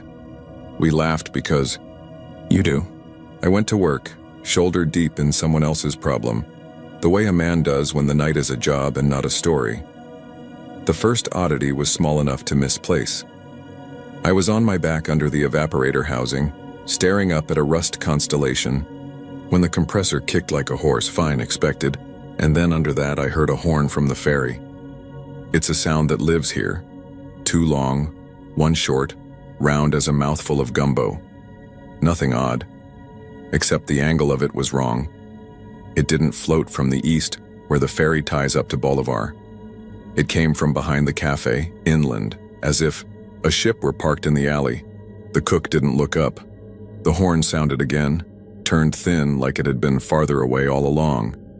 I finished the swap, coil in, old coil out, connections clean, vacuum pulled to 29 inches, charge. By weight, 5 ounces shy to see how she settles. The temp dropped, 49 degree, 44 degree, 38 degree. I watched it steady. The manager counted cash with the solemnity of a pastor and slid bills into my palm so I wouldn't have to wait on a check. God bless you, he said. Tell him to keep the fans turning, I said, because jokes keep men from begging. Stepped back out at 2:28 a.m., pocket heavier, shirt sticking to me in the wet ocean dark. 2 kids skateboarding ghosted by, wheels hum on concrete. Gulls slept on light poles, faces tucked into themselves. A couple walked past arguing softly in Spanish about whether the sand in the car was worth what the night had done for them. I could have left it there. Job done, back to the mainland before dawn, home in time to watch the neighbor's sprinklers count the yard like rosary beads. Instead, I did what you should never do when you've made it out. One small, flattering mistake. I drove 2 blocks west to sit a minute at the 61st Street fishing pier. I liked that angle of the Gulf. The light pretending to be kinder than it is, the wet boards, the teenagers with too much hair holding hands like they invented the idea. It makes me remember a thing I can't fix and a person I keep trying to. I parked where the sand has already begun to reclaim the stripes, killed the engine, let the surf do its job. My phone said 2:41 a.m. The clock on the dash said 2:43 a.m. I punched the dash once, The numbers held like a man who won't change his story. The second oddity brought its own smell. When I cracked the door, a pocket of air slipped in that felt 10 degrees cooler than the rest. It sat in my lap. It smelled like wet rope and diesel, and something sweet burned wrong. The same kettle corn gone to hell note I get near old railroad ties after rain. You can say that's normal here. A lot of the island smells like what it had to do to survive, but the scent had edges. It was a particular breath taken by a particular mouth. I got out anyway. I leaned on the bed rail and listened to the surf counting the miles to places I can't afford and don't want. The skater kids had gone. A trolley bell clanged somewhere even though the trolley's been dead longer than a lot of marriages. I felt the smallest tremor in the boards under my boots. Tap, tap, tap, as if someone was rat-tatting a ring across the handrail 2 spots down. I looked. Nothing but a pair of forgotten flip-flops that seemed to be pointed toward the water in a way I didn't appreciate. I should say this. I'm not special. I don't see things more than any other night shift man does. My head works a certain way because it has been trained by miles and worry. If I notice a noise, it's because I've heard a quiet one get too quiet before. I stood there, letting the little cool pocket warm up, and I heard a voice. Not a ghost moan, not "you're drunk, buddy behind you." It was the clean ring of a phone on speaker, like somebody had set one down on the sand and stepped away. "Hello?" it said. "Are you there?" The surf bit the tail off the word. I leaned over the rail and shined my light at the beach. I caught the glint off glass and thought, that's a beer bottle. Then the voice said, "Planer, pick up." My own phone buzzed then in my back pocket. I didn't jump, but I did feel something in my back muscles solve for an exit. I glanced at the screen. Unknown number. Time, 2:43 a.m. The same lie the dash clock had committed to. I thumbed it on. Yeah? All the gulf fit through a straw on the other end. You know how a shell turns the ocean into a rumor in your ear? It was like that, but closer, truer. Under it, something tapped steady as a metronome for a student who knows the piece and won't admit it. Not a blinker, not the skateboard wheels, a sound like claws or pads counting a seam in concrete. "You have the wrong number," I said because I had to say something alive. The call clicked and died like a minnow swallowed, just as it realized it was water. The third oddity made me move. I turned to go. Enough scenery back to the mainland, but the passenger window had fogged in an oval the size of a man's plate. It bloomed from the center out, not the edges in, like somebody had pressed a cool hand against it. Then right in the middle of that fog, 5 ovals cleared by degrees, one by one, as if somebody had touched the glass through a rag. Not a handprint, not a dog's paw, I know. 5 pads, uneven, a little too long. My brain, ever practical, brought up condensation, heat differentials, science. My hands brought up the habit of closing a door gently so you don't wake whatever else lives in the house. I got in. I locked out of reflex. The lock doesn't matter to anything old, but men love a ritual. The AC kicked and the fog dissolved, leaving behind a smear I knew Windex would make worse. I told myself to go home. I told myself it had been a day that stretched its legs too far. I turned the key. The truck didn't do anything dramatic. It just started and behaved like a machine that remembered me at my best. I eased out, turned east, rolled past a set of rental bikes that looked like they'd been posed for a postcard no one would buy. When I hit the light at 45th, it changed, in a way I couldn't agree with, yellowed to green twice without giving the cross any red. No cars, no need, but it felt like being waved through by someone who didn't want to do the paperwork. I took 45th North to Broadway to get ahead of what I felt behind me. The palm fronds on the median did that rattle that's more like beads than leaves. Somewhere, a dog barked in a short start-stop way, like the bark was a job it didn't want. I came up on Broadway and made the left toward the causeway, because leaving is a skill, and mine usually works. At 33rd, I saw a woman, standing alone on the corner under a lamp that makes skin its own color. She had a tote bag, and her hair was braided tight like someone who didn't want anything extra touching her neck in heat like this. She looked at me the way you do when you're deciding whether to risk a ride in a truck with a compressor in the back. I was already slowing when she lifted her hand, not quite a wave. "I'm headed off island," I said through the open window. "Only to the causeway." She considered me, and the tote, and the night. "Harborside and 14th, she said. "You'll pass it." Her voice had the flattest Galveston in it, Old Island, water in the vowels. I unlocked the door. She didn't smell like perfume or fear. She smelled like a dock, rope, scale, coffee burned thin. "Thanks," she said, not as if I'd saved her, but as if we'd both agreed to be people. "You work nights?" "Can't convince the freezers. To break at noon," I said. She made a sound that could have been amusement or a cough. "You ever hear the old phone ring down at Seawall?" she asked, like asking about the weather. "Which phone?"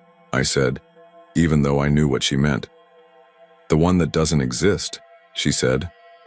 "Rings sometimes when the fog holds. Folks answer. Some bring it home, some leave it there. We hit Harborside.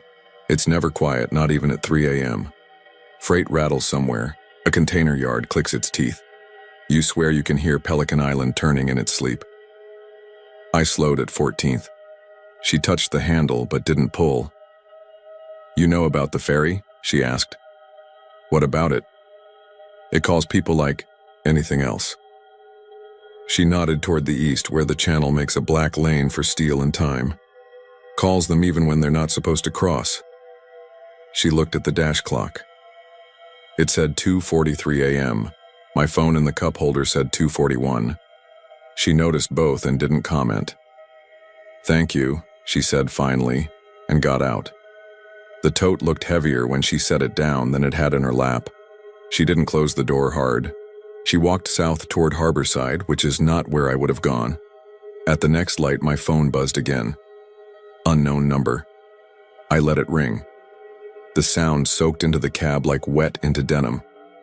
I thumbed the call away and pulled onto I-45, the causeway rising ahead in one clean suture between island and mainland.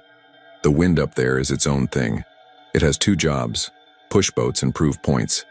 Even on a still night, you feel it take liberties with your lane. I kept to the middle. The guardrails whispered the way rails do.